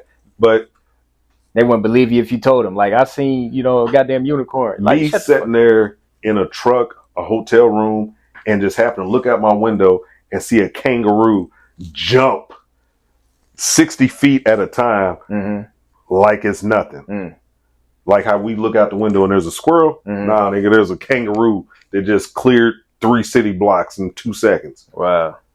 It's like, damn. I'm a big fan of the dark and mysterious type of shit that people, like, wouldn't even be like, nah, that's bull. I'm like, it probably could be a possibility. You know what I'm saying? You never know. You never know. That's the thing. You never know. And you and I will never know unless I've seen it and been there. Exactly. Then I will never know. Exactly. Yeah. So that's why I want to go, because I want to know. I mean, they claim they discovering different species every day. You know what I'm saying? So we ain't got this shit all figured out. No, not at all, man. Not at all. So let's segue into family, brother. You are married with children, yes, right?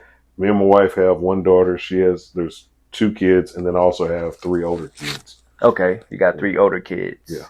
Okay. So I say that a lot. So I just noticed that. I've been saying so before every question. But yeah. So your first child. Explain the emotions that ran through your body when you first knew. I would say it would be typical to say like fear of the unknown, over the feeling of being overwhelmed. And I'll tell anybody who is looking to have kids or they're getting ready to have a child, it's everything that you purchase in this world will come with an instruction manual. But you go make a child, you gotta figure that shit out. Bruh, they LoJack that baby until they decide to kick y'all out of the hospital. But seriously, they put a little bandage on, a little ankle monitor on the baby and the mama. You move that baby too far to the right, man, they shutting the hospital down. But they don't give you there's no instruction manual on how to raise a child. When you leave that hospital, they're going to say, all right, check with your doctor for the woman to get checked out or whatever. For this kid, every so many weeks or whatever, you got a well baby check to get the immunizations, make sure it's still breathing. Right. And then they'll send you on your way. Make it up as you go along. There's no set rules to it. But if I were to give anybody any advice, put your bullshit on the shelf for at least 18 years so that you produce a productive member of society for the future. Gotcha. Put your bullshit on the shelf. All that silly shit that you know is silly, put it on the shelf. Because guess what? When they out your house, you can go right back doing the same silly shit. Right. But if you don't put in the work that you need to, instead of them moving out or trying to do something with themselves, they'll be 30 years old sleeping on a twin-size pissy mattress in your back room. Right. Yeah, I think that's some dope advice, man. I actually got one on the way. Now, congratulations. I appreciate it, brother. She's 4 months, and it's a boy. Find out it's a boy. So, okay. Well, Yeah. wish y'all well with that, man. Yeah. There's a lot of stigma to raising kids, a lot of questions. People, they're like, oh my gosh, I don't know what to do. Right. Nobody does. Mm-hmm. But there's just little things. Mm-hmm. And remember this, you don't have to, it's the little things you do for the child. All that big shit, you just doing that for yourself. Well, I love the small things out of life. Because one of the jobs, here's a little more insight on me. One of the first jobs I had when I got out the Army, I worked at a prison, in a prison boot camp. When we used to get the guys come in, we'd get a brief synopsis of what they was in for. So, for example, if this guy, we'll call him Steve, he was there, selling drugs or whatever. But in his mind, he told them, however true or not, but he told his counselor he sold drugs to put clothes on his kids' back. That sent me through the roof. And I told him to his face, I'm like, dude, you full of shit. Nah, man. I said, look, man, your kid don't care about none of that name brand, Nike, Jordan, and all that over the top shit. You doing that for everybody else and yourself. Right.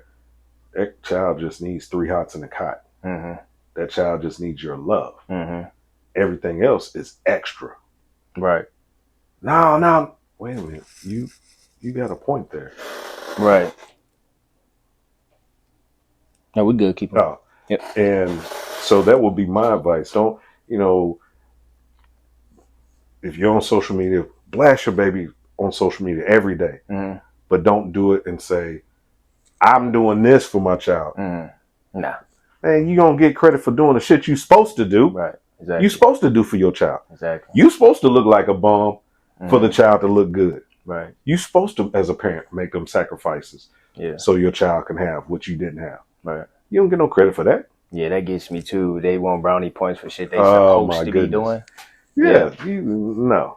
I feel like the most valuable thing I can give my child is love. If it ain't nothing else, it's love. And I think that's why everything else sorts itself out. Right. Like, even though I was like absent of a father, my mom, like I said, she ain't the smartest crayon in the box, but she gave me unconditional love my whole life.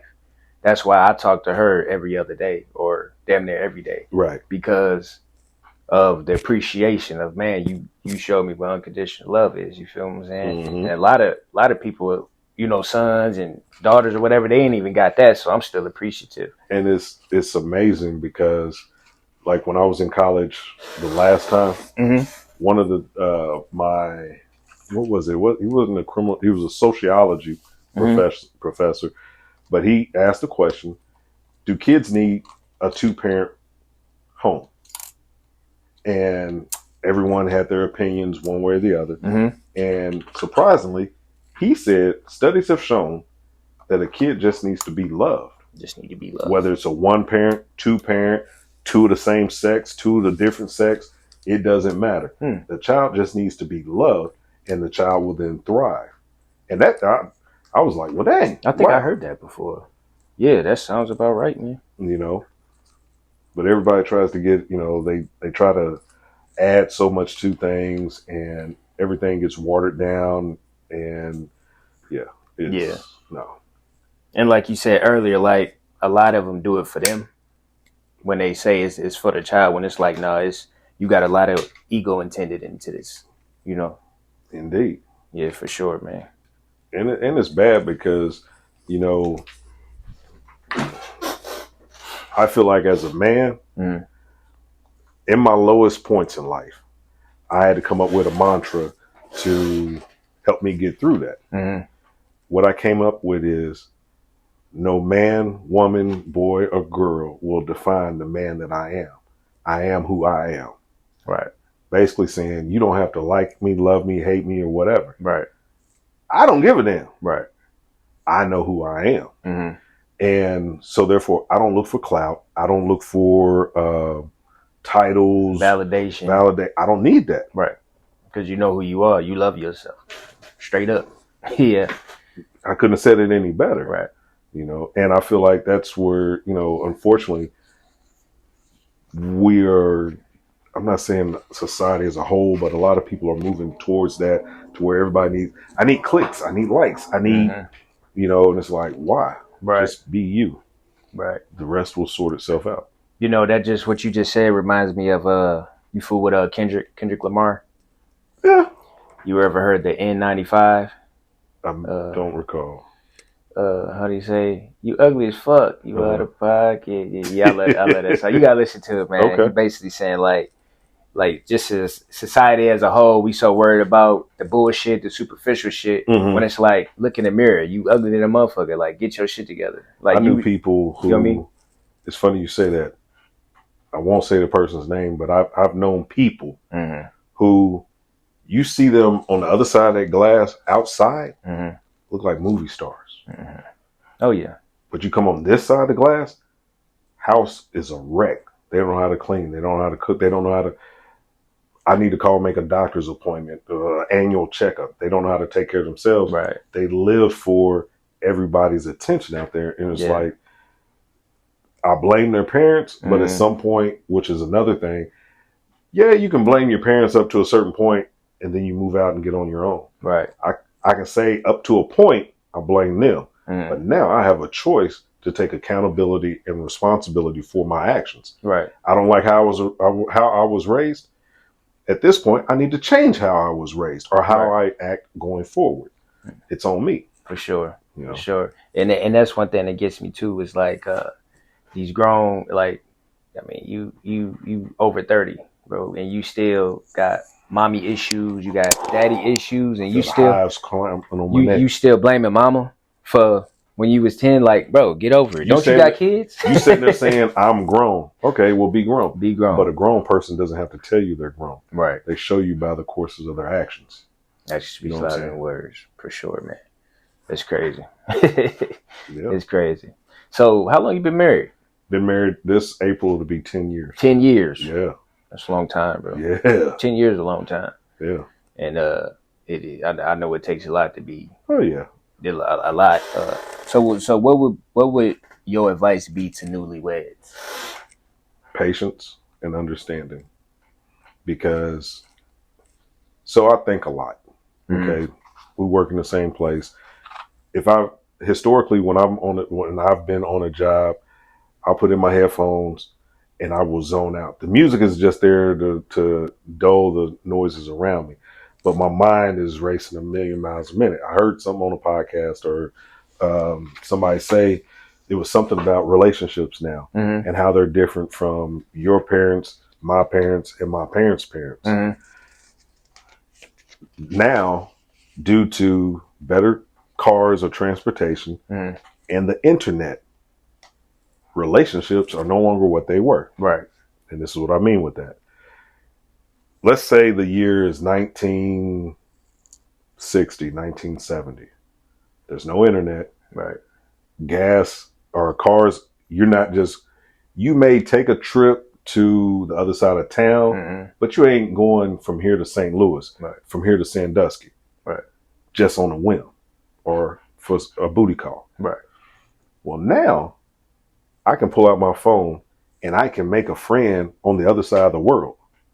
I can plan a trip to go see this person and several other people like them. Right. So it's a different dynamic now in relationships because, like I said, 40, 50 years ago, you didn't have that extra ability to be able to do. So you had to kind of like stick that shit out. Like you had to figure it out. Yeah. You like your options wasn't, a click of a button. And it's funny because when people say, oh, you're one in a million. No, I need you to really look and think about what you're saying here. You know how many people there are, people that are of legal age that would even find you attractive who are looking for somebody like you in the world that you will never meet. Right. You've only met somebody who is local to your region or local in your circle. Right.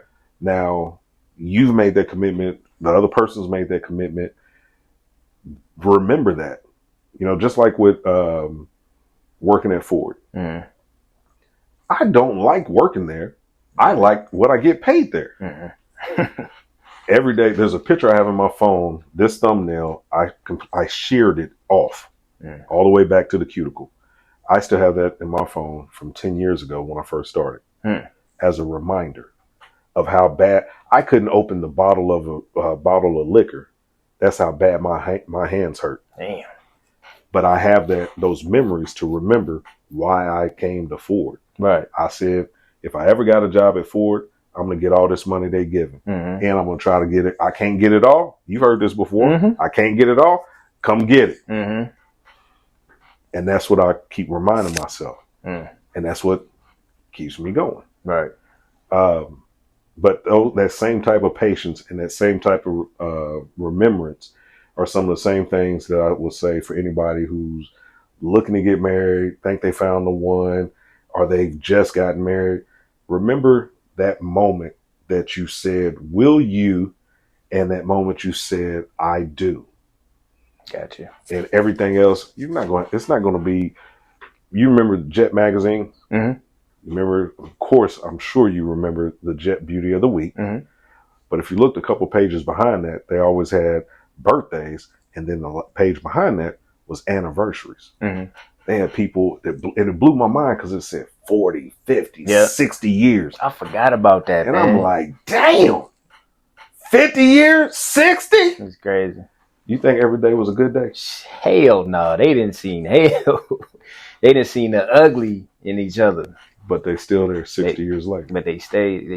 They stayed and they figured it out, man. That's deep. To me, that's deep. Oh hell yeah, man. That's real deep because there's a lot of, and it was D.L. Hewley because he said something about people never knew about the other family the man had until the funeral, and then they wonder who these other people are showing up to his funeral, and that's his other family he had on the other street or whatever.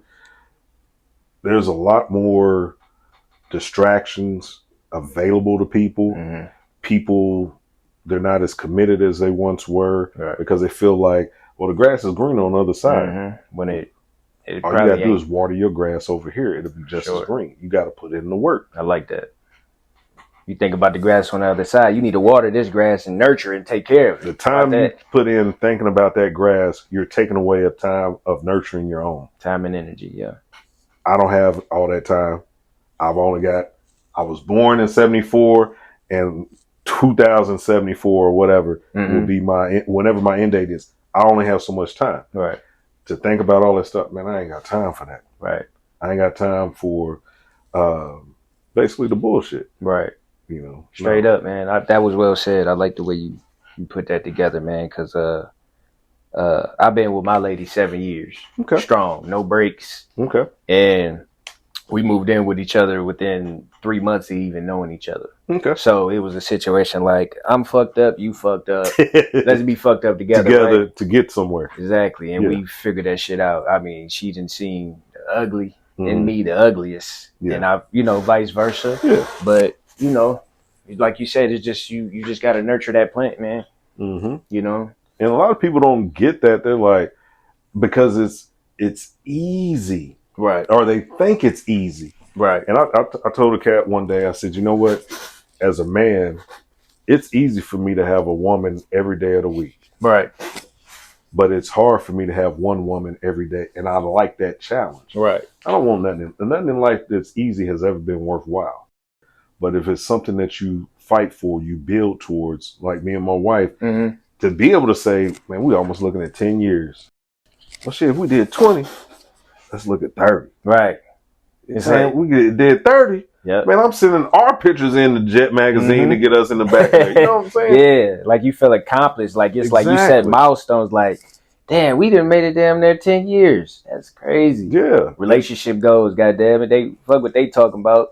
Man, I'm trying to tell you. Yeah. I'm trying to tell you. That's dope, man. It's too much out here in this world, and people are getting hurt. Some are getting killed.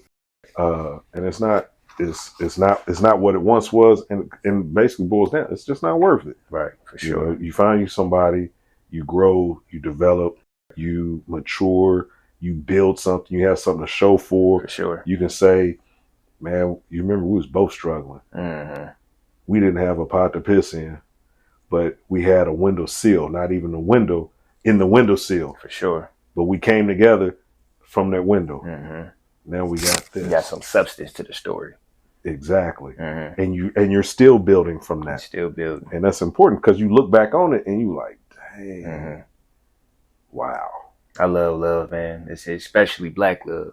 You know what I mean? Love is a beautiful thing that And it's not necessarily just, with a person and their significant other, Mm-hmm. but I feel it's also us as black men, especially.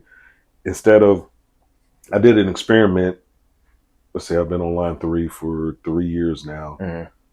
4 years, 3 or 4 years. Well, anyway, about 4 or 5 years ago, there was a guy on line 4 with me, Mm-hmm. and he challenged me to this. He said, man, when you walk in that gate, speak to and smile to everybody that walks past you. I said, what? He said, everybody from the time you hit your card on the gate, if somebody's coming out, hey, how you doing? With a smile. And see the reactions you get. But then also see how that makes you feel. Versus, you hit that buzzer, you go to your workstation, you set everything up that you set up. It's 5 o'clock. All right, let me start building these trucks. Mm-hmm. And you see how different you feel, but then you also see how others, their response and reaction to you becomes. Mm. You may have that one bad day that you don't do it, or because you're rushed, and that one person that you don't even know from Adam, Hey, what's going on, how man? you doing? And you like, oh shit, Right. it's working. Right. You be surprised. That's dope. Those interactions, those, just being a person Mm-hmm. to people. Right. Which is what I tried. I had a conversation with my wife's oldest daughter about all these pronouns and stuff now. The person wants to be called him or she or they or whatever. LGB and Yeah. all that. Mm-hmm. I grew up like this. Man, I don't care what you do. Or who you do it with. Or where you do it at. Just don't hurt my kids, Mm-hmm. mess with my money. Mm-hmm. Hey, man, we can be buddies. Say that. So when I say I don't care, it's not because I don't care about you. Right. It's none of my business. It's none of my business. Right. I care about you as a person. Mm-hmm. As a black man, I care about your well-being. Right. But I don't care that you walk around out here at your place outside with no shoes on. Right. Ain't got nothing to do with me. Don't make me shit. You Right. like it. I love it for you. For sure. And I feel like, so that's when I say, we got to give each other, everybody has to get, it starts with love. Right. To say that I love human beings. Mm-hmm. I really don't like people, believe it or not. Me either. But I see the good in people. Mm-hmm. And a lot of times, I realize that a lot of times people just need that little spark. They need that little grain, that last little, they got this whole puzzle right here, but they're missing that one piece. Mm-hmm. And that one piece could be, dang, Q said hi to me today. Right. Or it'll be that guy because they don't know your name. Right. I've had many people tell me, Martin, you look mean. Mm-hmm. I look mean. Well, then I hit them with this. Do I have my glasses on? I'm like, no, it's because I can't see. So I'm squinting. Right. I'm not frowning. I'm squinting because I can't see. Right. They're like, yeah, but you cool as a fan. You this, you that. I said, because all you got to do is get to know me. That's right. And I'm the type of person, if you tell me, hey, Martin, do you have this? Mm-hmm. I may not have what it is that you're looking for. Right. But I may have the ability to point you in the direction of where it might be. Right. And that would be my way of helping to give back to you, to people. I feel exactly what you're saying, man, because I'm like, I guess you can put me in the nice guy category. Mm-hmm. Like you said, I can be a people's person. Yeah. But at heart, I can be antisocial too. But I did notice, usually I'm in a decent amount of mood to just say what's up, give people a chance. If I ain't never seen you before, it's still, hey, how you doing? Yeah. Especially your brother. What's up, brother? You good? You know what I mean? Shit like that. And then, like you said, with your experiment, you would see when you don't feel like doing that, they do it. Yeah. You know what I'm saying? And it picks you up. Right. And it picks you up. And you like, let me get back on my square. Let me get back to where, where Right. I know I need to be. It ain't as bad as I thought. Right. I can leave that at the gate. Exactly. But right now, we all are here sweating and We all suffering. here together. We here together. Right. And that's why I say that, like, for society, community, which I'm big on community, you got to give back. There's 3 things that I hold near and dear: faith, hope, and charity. I don't care if you pray to that strand of carpet right there. Right. but I feel like everybody needs to feel like there's a higher power. For sure. Something. 100% with you wouldn't know that. Hope. Have you ever seen a hopeless person? Mm-hmm. Down bad. Feel sorry for them. That's rough. Man. So you got to have hope and help others have hope as well. For sure. But the one that's really big for me is charity. Mm-hmm. Now, charity just ain't me going in my wallet. Like, hey, Q, boom, right. Here's some dollars. Right. Because guess what? Since the beginning of time, men have been trading shiny pieces of metal, paper backed by shiny bricks of gold. But what's one thing that they ain't making more of? Time.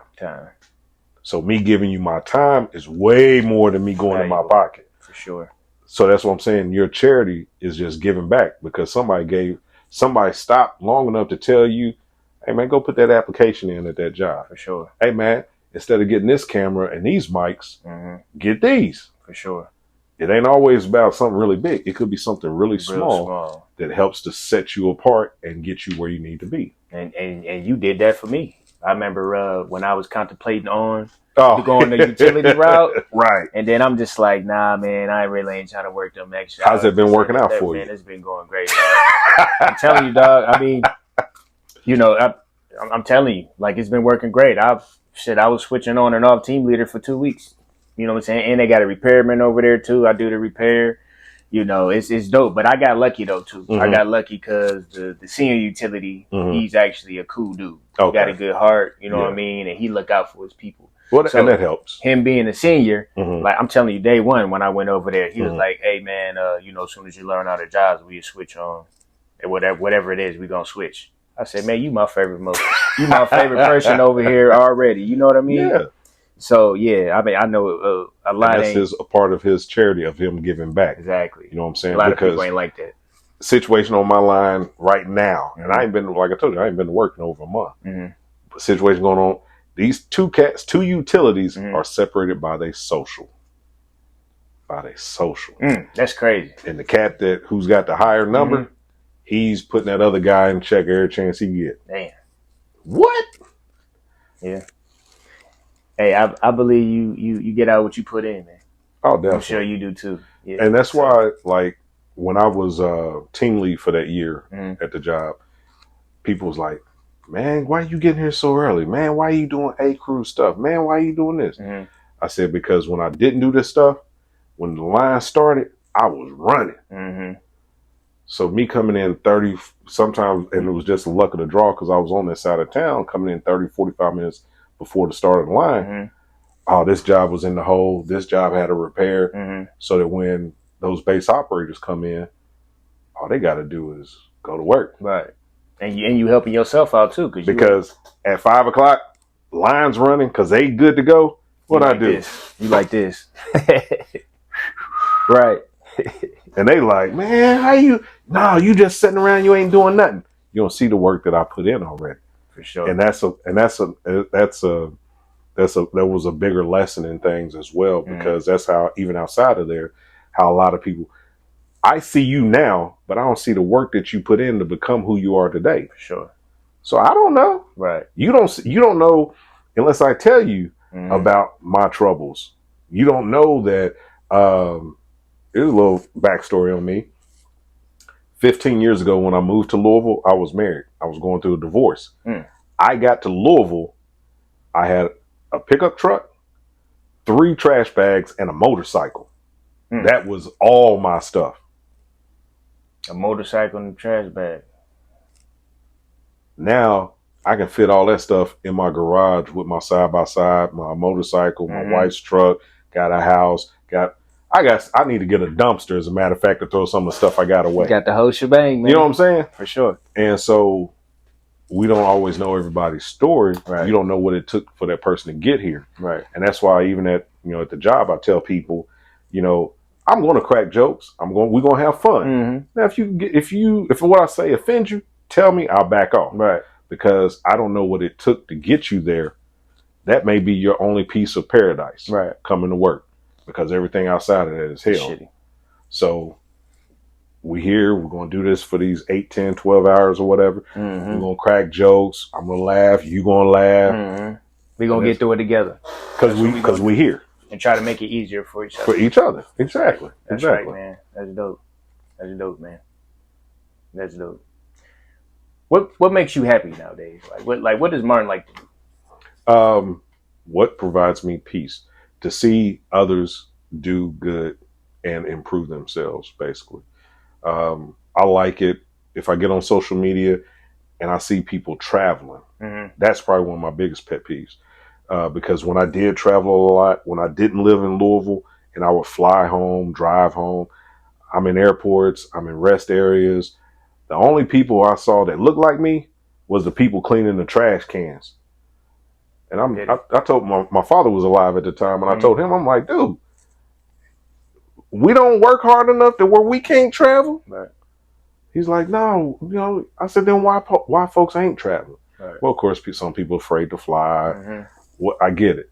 But nowadays, when I see people, they're not just going to like St. Louis, Atlanta, Miami. Mm-hmm. They going to Dubai, Thailand, Belize. Mm-hmm. They doing, big stuff. And I love that because from my time in the military, for me to see, man, it was a 9-hour flight from Dulles International to Frankfurt International Airport in Germany. That's a 9-hour flight. You know how far that is? As far as hell. And that wasn't even all the way around the globe. Right. Man, this world is a big place. Get out there and see it. For sure. Make memories. For sure. I've always kept in mind that like, I'm gonna keep my pivot and stack this money. You know what I'm saying? I'm gonna stay grounded, go to work, not really do too much, just make sure I'm stacking that money. Yeah. I wasn't really thinking about seeing the world and traveling until I turned I'm 30 now, until I turned about like 25. And I'm like, you know what? Like social media, seeing what the scenery on different locations, and I'm not a big geographic guy. Yeah. So I'm like, where the hell is that at? Where is that at? So and then the global maps, like Google Maps and shit, how you can literally put yourself there. Just it's different, man. It hit different. So I'm like, I'm going there. Right. Like I'm going there. One of the things I liked about living in different places and traveling when I traveled a lot was eating different foods. No, that too. Ooh, it's different cultures. Yeah. When I was in Germany, as a matter of fact, the guy I was stationed with in Germany, he lives in Radcliffe now. He's one of the first people. He's from Louisiana. He made authentic gumbo in a pot in the barracks in Germany. I'd never seen it before. Shit looked horrible. Bet that shit hit different. Oh my God. It was delicious. 2 other guys, they were from Texas. Frito pie. I'm like, I know what it sounds like, but what is it? He's like, man, he went and got a bag of Frito potato chip or corn chips and had made some chili and put chili and cheese in the bag with the Fritos and was passing it. Man, it was fire. It was delicious. And because just like with music being international, food is international. And so for you to share or me to share food with you from my culture or different cultures, to be able to eat with one another and experience that, it's like, wow, man, that's really good. Right. And so that's so now you taking it on and now you trying to figure out how to, live it up the same way, pass it on. Definitely. Most definitely. So it should be this, right? If somebody said, I pay you $1 million for you to stay on this island isolated for 3 weeks, you living off the grid, and you can only pick one album, because we both music heads. So one album, what album would that be?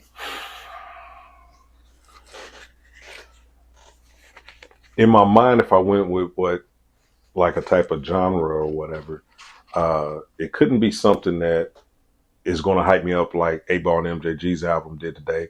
Because if I'm on that island, then I'm probably going to, I'll probably die because I can't dance, nothing like that. I'm going to be so hyped. I'm going to go through all my sugars and be exhausted in the first 30 minutes or whatever. But it was, man. So whatever it is, it would have to be something that it just resonates to my soul because if I have a choice to think about it, if you told me today, October 1st, you're going to go and you're going to come back January 1st. So now I got time to think about it. So I would want something to help clear and ease my mind. So when I come back January 1st, I'm not stressed. I'm relieved.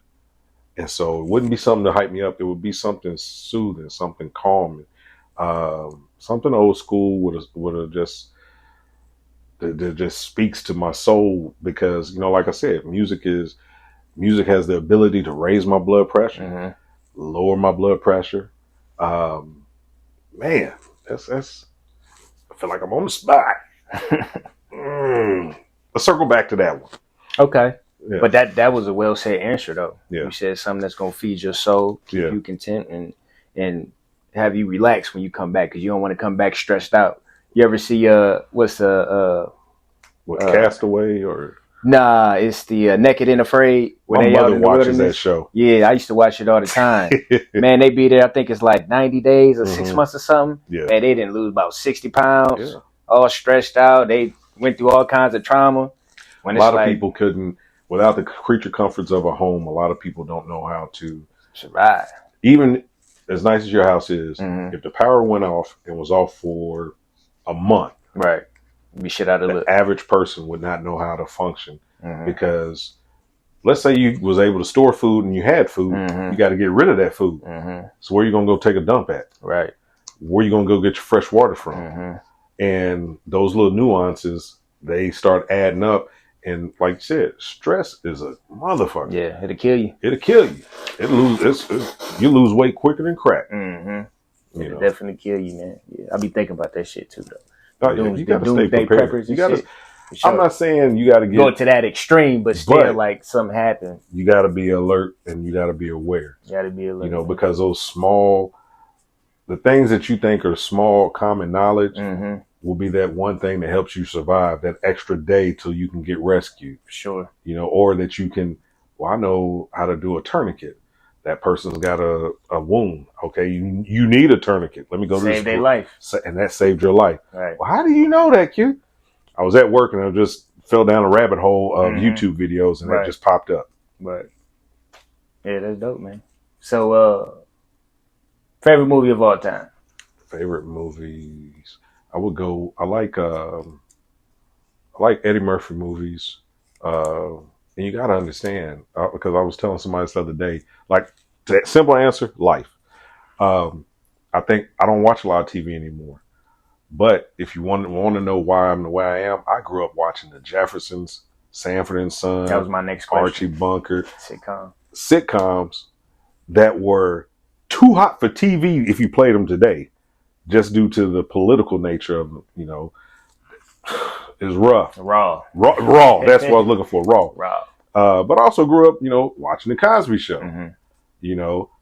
I've seen, and it's funny because when I joined the Army, everybody was talking about, they called my generation the Nintendo Warriors because everybody's playing video games. Everybody's like this. And they was talking about, well, it desensitizes people from, the killing and all that. And I told one guy, I was like, they worried about that. But what about all the episodes of The Jeffersons I watched at 8 or 9 years old? TV. Right. So then the cartoons, all this shit they do, they exposing all these cartoons. The other day I saw something that the last Tom and Jerry episode. Have you seen that? They out of pocket, man. Oh my goodness. They out of pocket. What? I can't remember exactly what happened on because I've seen a bunch of them. But I mean, from the Tom and Jerry, the Disney show to the Nickelodeon, like they exposing all this shit, and it's like this, like the symbolism, like at the child, you seeing the symbolism. It your subconscious like absorbs that without you even knowing. So yeah, it's implanted in the babies. Like it's implanted so deep that when you see something similar to it as an adolescent, a teenager, it makes it okay. Yep. Because your mind works like this. It'll say, dang, I saw something like that. I heard something like that. Right. And subconsciously it refers back to that blackface that Walt Disney showed as a cartoon. Yeah. That you forgot about. For sure. But it was okay. And it allowed that memory allowed your body to release serotonin to where it feels good. Right. So now you feel like this moment in my teenage years feels good. Exactly. When you dead ass wrong. Yeah, it's crazy how that shit works, man. How the subconscious just absorbs everything. Everything. Never sleeps. It's crazy. Right. It's crazy. Yeah, man. But yeah, I mean, you just said your sitcoms, Jefferkins, all the all them raw things. I know you watch Good Times. Good Times. Oh Mhm. my goodness. What about What's Up? With Which Way's Up? Which Way's Up with Roger and Yeah. watch that a In little the bit. Run, dude. Yeah. Yeah. Yep. My brother had to put me onto that. That was a little bit before my time, but that's how I'm hip to like stuff a little bit older than me too. 'Cause my brother about the same age as you. Okay. You probably actually know Keenan. Keenan always wear the overalls, light skin. That name sounds familiar. He used to work on but he work on day shift. Oh, So okay. but he's always he was working by the oven on line 2. He was taking them out the oven and putting them in the truck. So probably if I I'm saw sure him. if you seen him, I'm sure you would know who he is. Okay. So all right. So on a serious note, right? Where do you see yourself 10 years from now? Retired. I can dig that. Retired-ish. Retire-ish. Yeah. So it's like it's right there. Like you like I ain't gotta take that. I retire right now. I ain't got it. Not well. At least I want to be there. I want to be because I have a 5-10 year plan. Like I said, just turned 50. Mm-hmm. In 5 years, within now and the time I'm 55, I want to be in a position so that when I turn 60, there's options.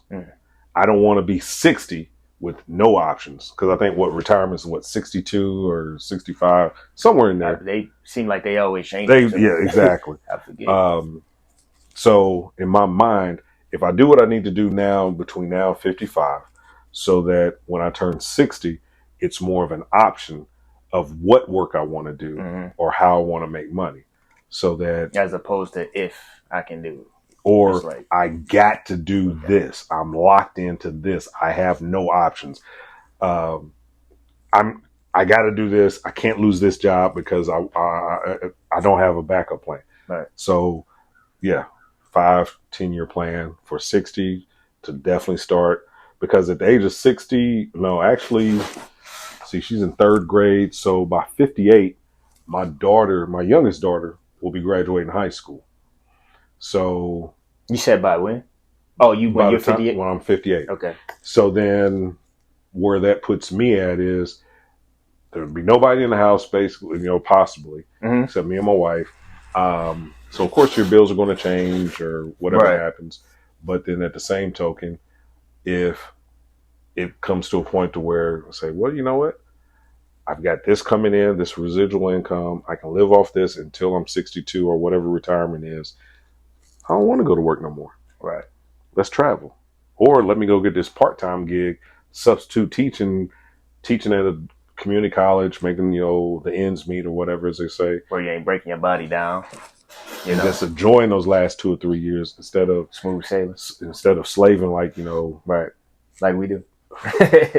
I call it the plantation sometimes. Most definitely. Where you at? Yeah, I'm at the plantation. Right? Most definitely. I mean, it's a blessing and a curse. It is.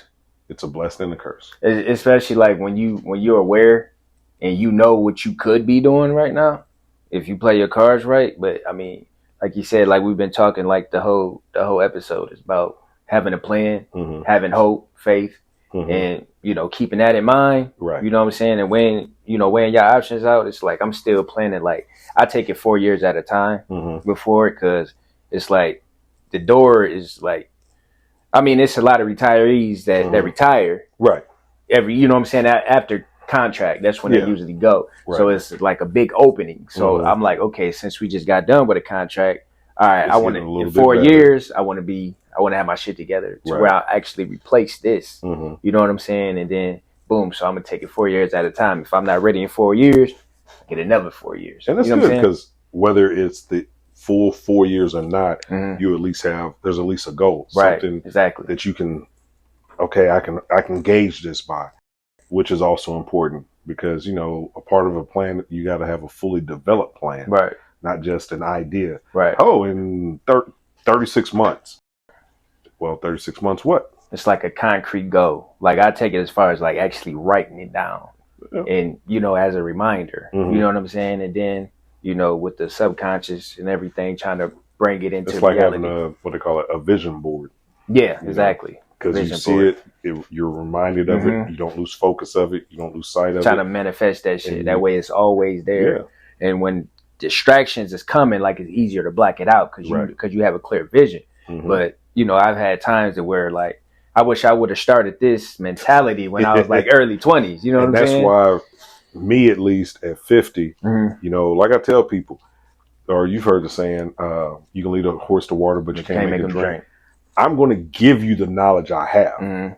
because I tell what is it they said? Well, if you could tell your younger self, what would you tell your younger self now, or what you know now, if you would have told yourself then? Right. Well, I look at that as that's me to anybody that'll listen. Right. What I'm telling you is what worked for me Mhm. that got me to where I'm at. Mhm. Not necessarily the pitfalls that along the way. Right. These are the things I had to do. So if you do these things 20, 30 years before I did this, Mhm. you have the potential to be where I am Mhm. at a sooner, point. Right. Some people take that with a grain of salt. Some Mhm. people like, whatever. Whatever. Right. Yeah, I've heard a wise man say, smart people learn from their own mistakes, but wise people learn from others.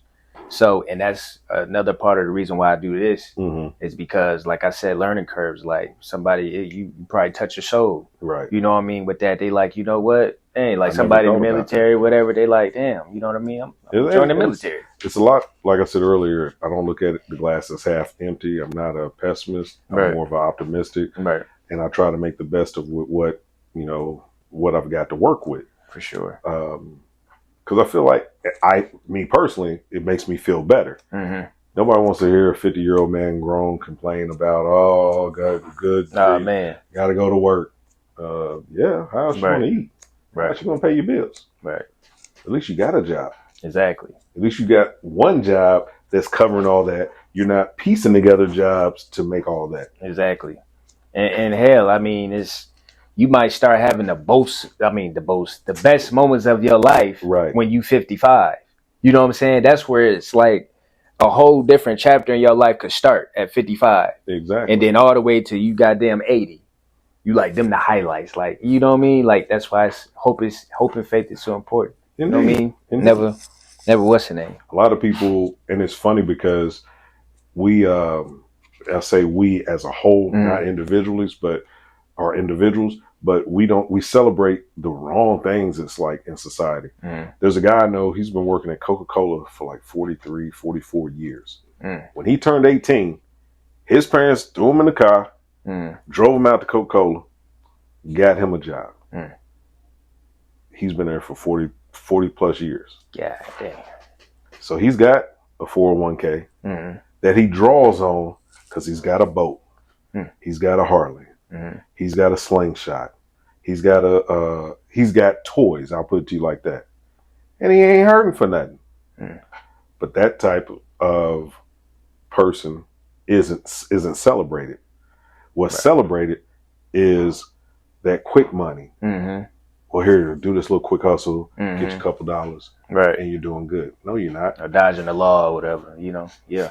It doesn't make sense. Oh, that's very applaudable to me. That man, 44 years, he ain't hurting. He good. You know what I mean? He get to play with what he want to. Man, you got to applaud that. Every year, at least for the past couple years, when it starts to get cold, he'll make a Facebook post because he'll go live of him pulling his boat out of the river, putting it on his truck, talking about, all right, the price is, I'll just say a number. Yeah. The price is $15,000. Somebody come take it off my hands. Oh shit. So he be buying and selling boats and shit? No. Oh. He's offering somebody to buy his boat. Oh. Gotcha. He's like, well, if don't nobody buy it, I guess I'll keep it again next year. But the thing is, for him, he's like, well, I got it. I don't have to have it. Right. But if you want it, come get it. Right. Oh, no, nobody want back? All right, well, I'll go park it and pull it out again next year. That'll work. But I'm going to enjoy life. Right. And that's what, to me, like I tell him, I'm like, dude, you out here living life. That's what's up. You got one shot. For sure. Do it all. Do everything you can. That's what's up. Get your toys. Because you work hard, you should play hard. For sure, man. For sure. What he about, like, what, 65? Yeah, 62, 60. Okay, yeah. so he's still like young. Yeah. Or like, in that range, like 62. Yeah. Yeah. That's what's up, man. That's the plan. Like, you know what I mean? To be good and enjoy the fruits of your labor. When Oh yeah, you know what because I that's why mean? you go to work. You go to Yeah. work. You don't, and that's what I guess I don't want to work to the point to where it hurts me to get up out of the chair. Right. It hurts me to get up in the morning to go fix my coffee. Mm-hmm. I want to be able to retire and be like, What I want to do. let me pull the bike out. Right. Go for a ride. Let me pull the side by side out. Right. Let me go through the countryside. Let me just go here. Let's go to this destination, like in San Antonio. If you ever make it, they have what they call the River Walk. Okay. I gotta go. It's a canal or stream. It's nice. It's nice. The people are nice. When I went, I think I got there at 10, 11 o'clock. It was 2, 3 in the morning. They still serving margaritas. Damn, for real? Yes. Good ones. That's what's up. Excuse me. And it's, oh man, I love it. That's what's up, bro. You gotta live life. Where is it at in San Antonio? San Antonio. If you go to San Antonio, Texas, okay, just tell somebody, hey, which way is the River Walk? Okay, so it's real popular. Yeah, you're not gonna miss it. It's popping. Got you. I'm gonna put that on the list, man. I'm making a list, man. I'm looking at that. I'm on Google Maps. I'm marking it. Boop, boop, boop, boop. Gotta go there. If I'm over here, I'm going there. You know what I mean? Mm-hmm. Setting that go, man. And it's easy, so much easier now with the internet, because you can plan a trip to wherever and plot like, well, what are some local places I want to eat? Right. What are some local sites to see? And have all that stuff lined out and your own itinerary for that time while you're there. And feel like that you live there, basically. Right. That's dope, man. I love it. I love it. I love it. So, are there any misconceptions about yourself that you would like to address or speak on? It's kind of self-reflecting there. I'm pretty much an open book. I just wish if people don't, or if people see me and you have a question, just ask me. Don't assume. Just ask me. Hey, Martin, how do you feel about this? Hey, Martin, what are your thoughts on that? Martin, could you tell me about X, Y, and Z?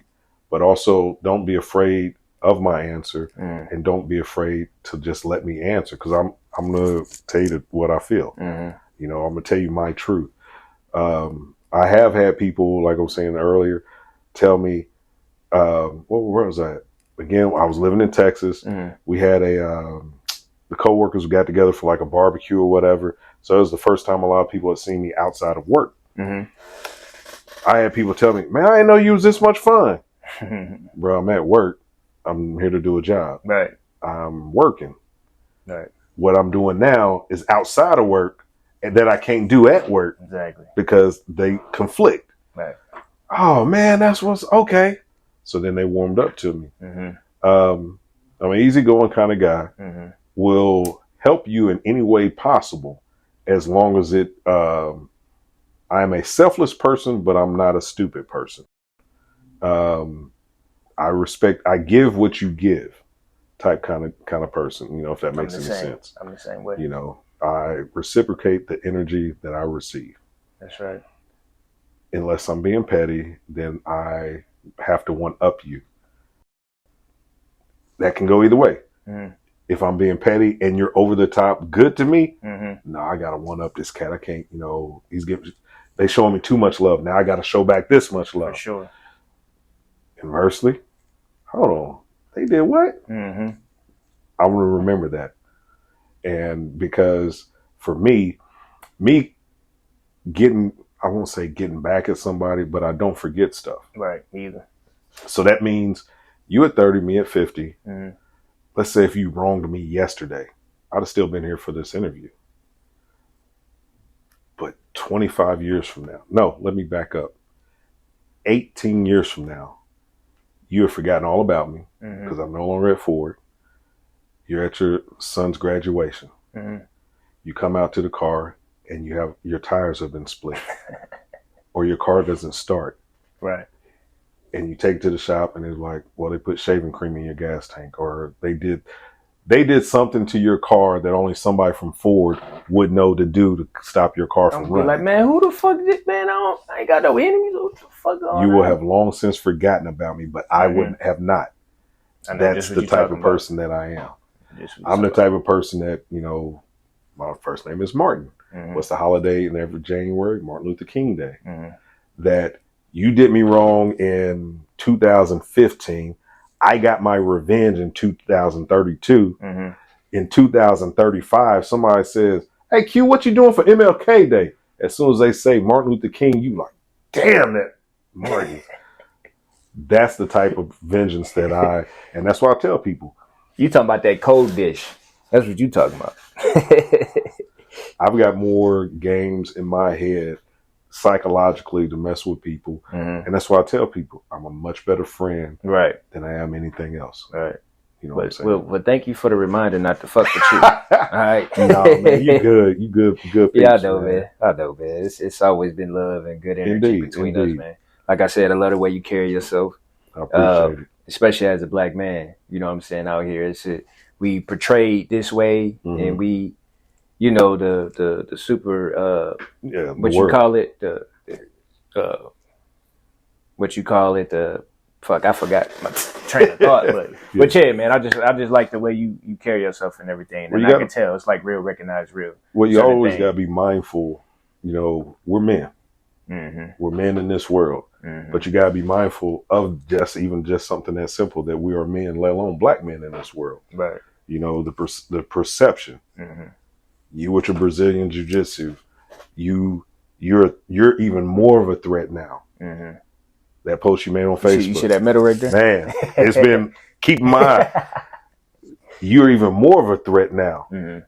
Because for those that don't know, I'm glad we got this distance between us, because next time I give you a dap from a distance, you ain't about to whoop, Kimura, rear naked choke me. No, sir. I'm still learning, dog. But you got to be mindful of that.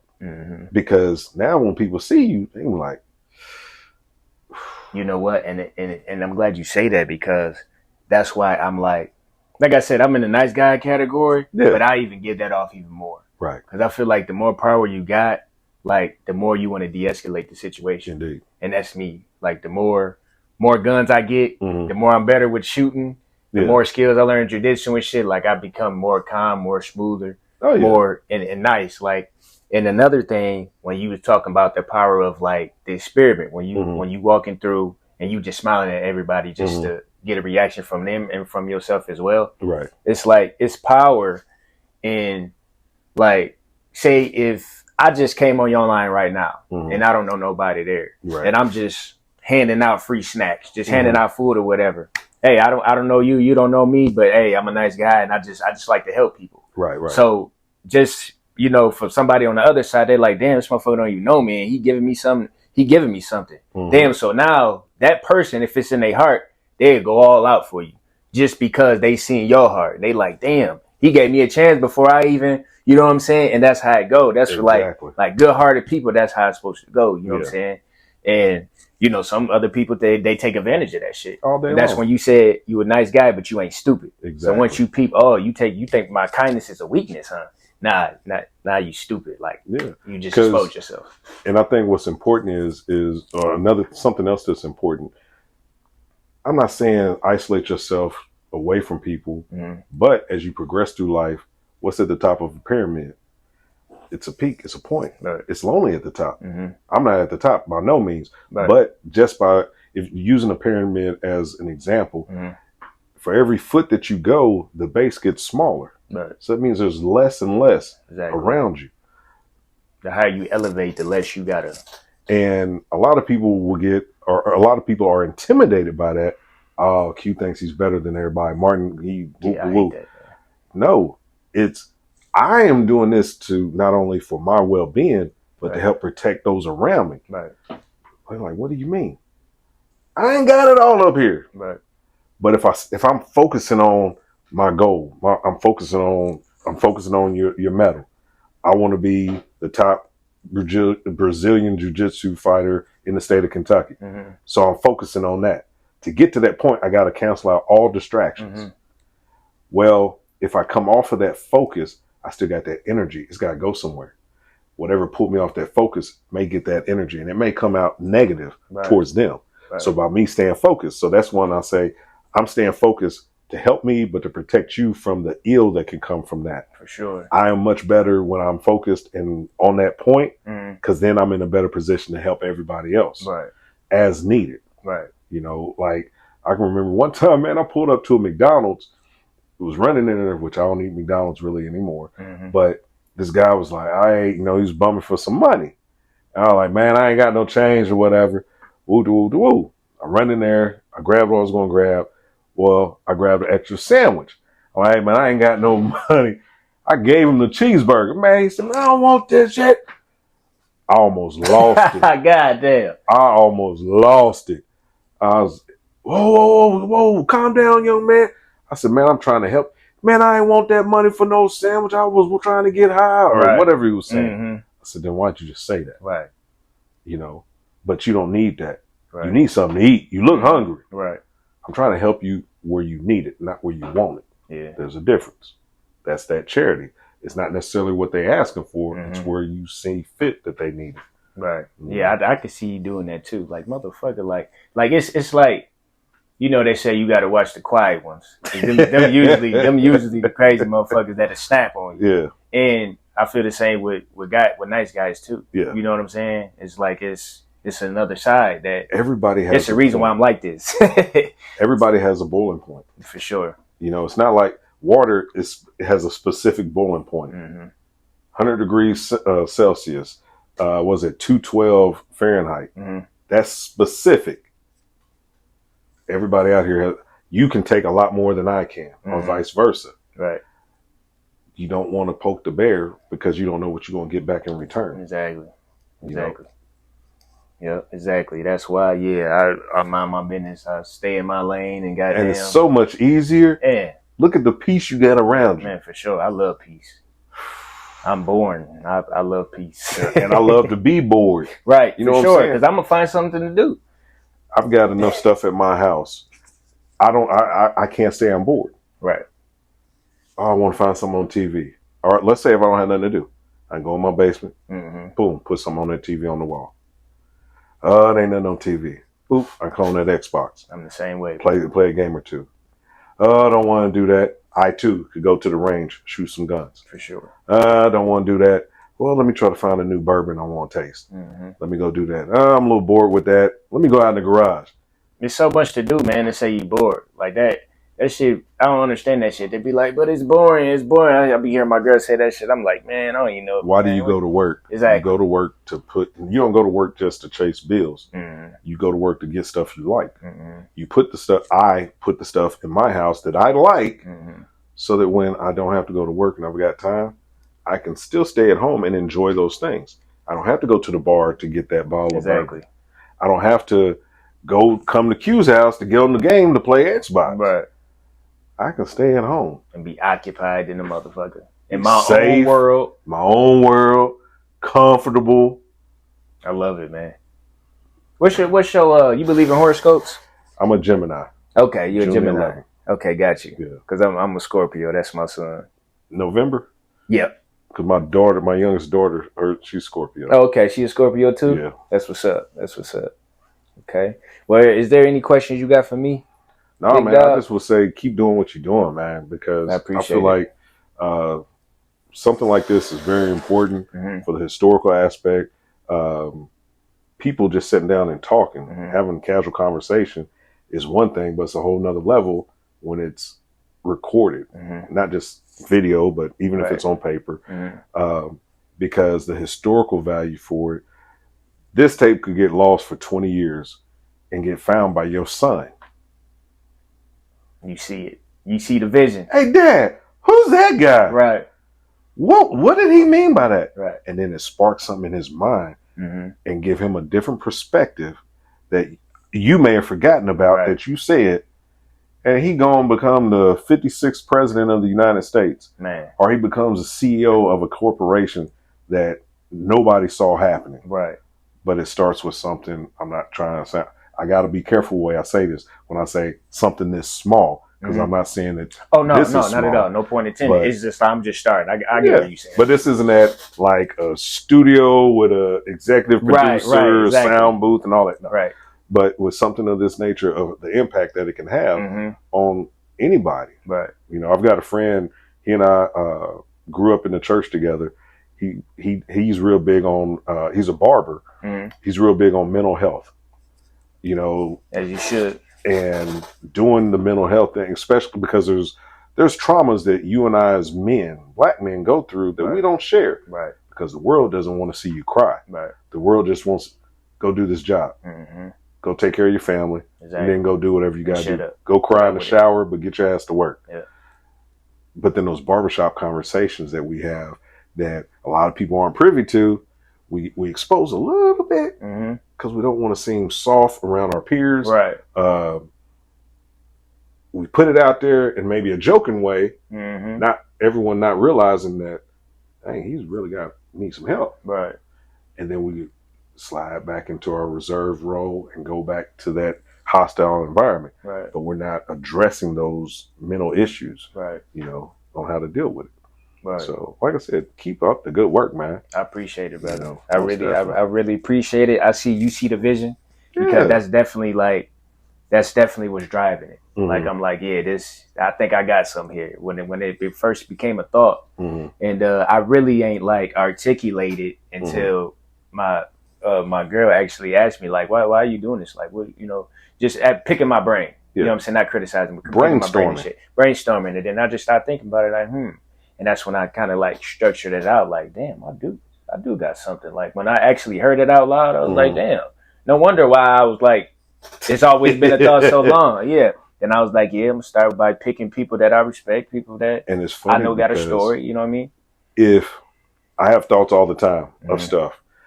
20 years ago, I was thinking about, you know, I was thinking ahead for the future. What are some things I want to do when I retire? At the time, I wanted to open up a sports bar. Don't want to do it at all right now. Too much work, too much hassle. I even thought about breeding dogs. Yeah, definitely too much work, right? And not enough money. And there's not enough money in a day to get me to breed dogs. Right. But the fact that you had that kernel of an idea, and it's like you got to develop it, you got to nurture it, you got to water it, and it may have started with one camera, now you got 3. Man, let me tell you something. When I first came to you about 3 years ago, I had no camera to my name. my damn camera on my phone ain't even working. Like, I bullshit you not, you know what I'm saying? But like you said, it was just that one little seed. And this is what I'll tell anybody. It's not about you're doing this to become a nationally syndicated podcast. Right. You're doing this for yourself to feel better, for sure. to get something out into the universe. Same thing like with a job. Whatever job that your son, when he's able to go to work, decides to, whatever career field he decides to follow, he doesn't have to make $1 million a year to be happy. Right. He can make minimum wage and be happy. Now, know that with minimum wage, what category you're going to be able to deal with, things you're going to be able to access. Right. With a little bit more money, you're going to access a little bit more, a couple different things able to do. But so it's not always about the money. Nah, it's about what you put out in that universe. You know, that you will get back. Man, you may wind up getting, somebody may want to write a book about it. Hey, Q, can you put these 10 interviews, can we put that in a book format? Or, hey, Q, can you call that person back up because we heard that one thing that they said and we want to do a story behind it. Yeah, man. It can go so many directions, man, for sure. Yeah, like I said, you see the vision, Doug. And I really appreciate you edifying me and boosting me up, too. Because that's sometimes, what you gotta do. Like, I'm going to be totally honest with you, bro. Like, just last night when I was setting up, like I said, I'm just starting, learning about the lighting, the angles. Do I want it close? Do I want it far? I'm just like, I had a couple times of like, man, I'm probably way over my head right now. I'm looking like, man, what the fuck am I doing? Yeah. You know what I'm saying? But then I sit down, evaluate it again. I'm like, fuck it. I mean, it is what it is. Send it. We gonna get this content. You know what I mean? Yeah. Whether the shot's fucked up or, you know what I mean? We got cameras. One go down, but I'm just gonna use this one. You know what I'm saying? So you gotta have a good fucking meter too. Just fuck it. Just do it. thinking too much about it. And it's in the Army, you have a like if we're going out on a mission, you have a plan. Mm-hmm. They're going to tell you we're going to meet up here, but when we cross this line, you're going to do this, you're going to do that, that's going to happen, and they're going to do this. 98% of the time when you cross that line, it never works out that way. Never happens.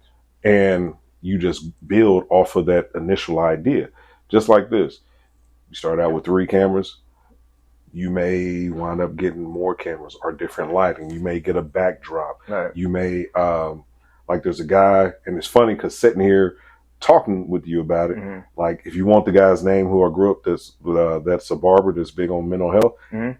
I'll give you his name, and you can look at his Facebook, and go ahead and you put could it out then there. do interview him. Yeah. If you're looking for a spot to maybe have to do your podcast, mm-hmm. there's a guy that I went to high school with. He's got a shop on Floyd Street across from the football stadium, and he rents out. He's got a green room mm-hmm. where you can do for a podcast. That's what's up. It's those types of connections, right? That, like I was saying earlier, mm-hmm. I don't know where you're trying to go. I may not physically have what you need, but when you put it out in the universe, mm-hmm. I'm like, hold on, I heard this. Yep. Well, hey Q, here's this person. Hey right. Q, hey, how about that? Or hey Q, here's an idea to improve upon that. For sure. And whether you take it, whether you don't take it, it's just that you've put it out in the universe, and people can respond to help. What we should do, help lift each other up. For sure. Instead of like, I'm gonna keep this to myself. Right. No, nobody wins that way. Right. Hell no, man. That's selfish. And yeah, I mean, yeah, we don't think like that, brother. I would definitely segue into the mental health interview. Mm-hmm. I would definitely go to the green room and do a podcast. Yeah. Whatever. I'm with all of it, bro. Like I said, it can go so many different directions, and I'm willing to go them all. Yeah. I mean, because I'm just creating a body of work. Mm-hmm. I'm not really in it for clicks, whatever. Right. You know what I'm saying? Yeah. You get me, like it. If you like it, I hope you enjoy it. You know what I'm saying? Learn from it, got expired. If you don't, keep it pushing. Just like I had no idea with coming into this what it was mm-hmm. going to be. Right. And I hope that anything that I've said to you has helped you. Absolutely. But also some of the things that, just the questions that you asked that, hell, I had forgotten about. There's like, wow. And there was that release of serotonin. Yeah. And it was like, wow. Yeah. So it's helped me as well. Mm-hmm. And that's the way a conversation should start, should be, and should end. For sure. You know? Sure. Yeah, man. Hey, this was a dope conversation, dope interview, man. I really appreciate you coming through, man. Yes, I'm gonna go ahead and wrap it up here. We've been chopping it for a good 2 hours now. Wow. A good 2 hours and a half. Yeah. And yeah, man, dope interview. This is another episode of A Moment in Your World. So peace, love, and power. Peace. Appreciate you, my guy. Appreciate you, my dog. Yes, sir. My man.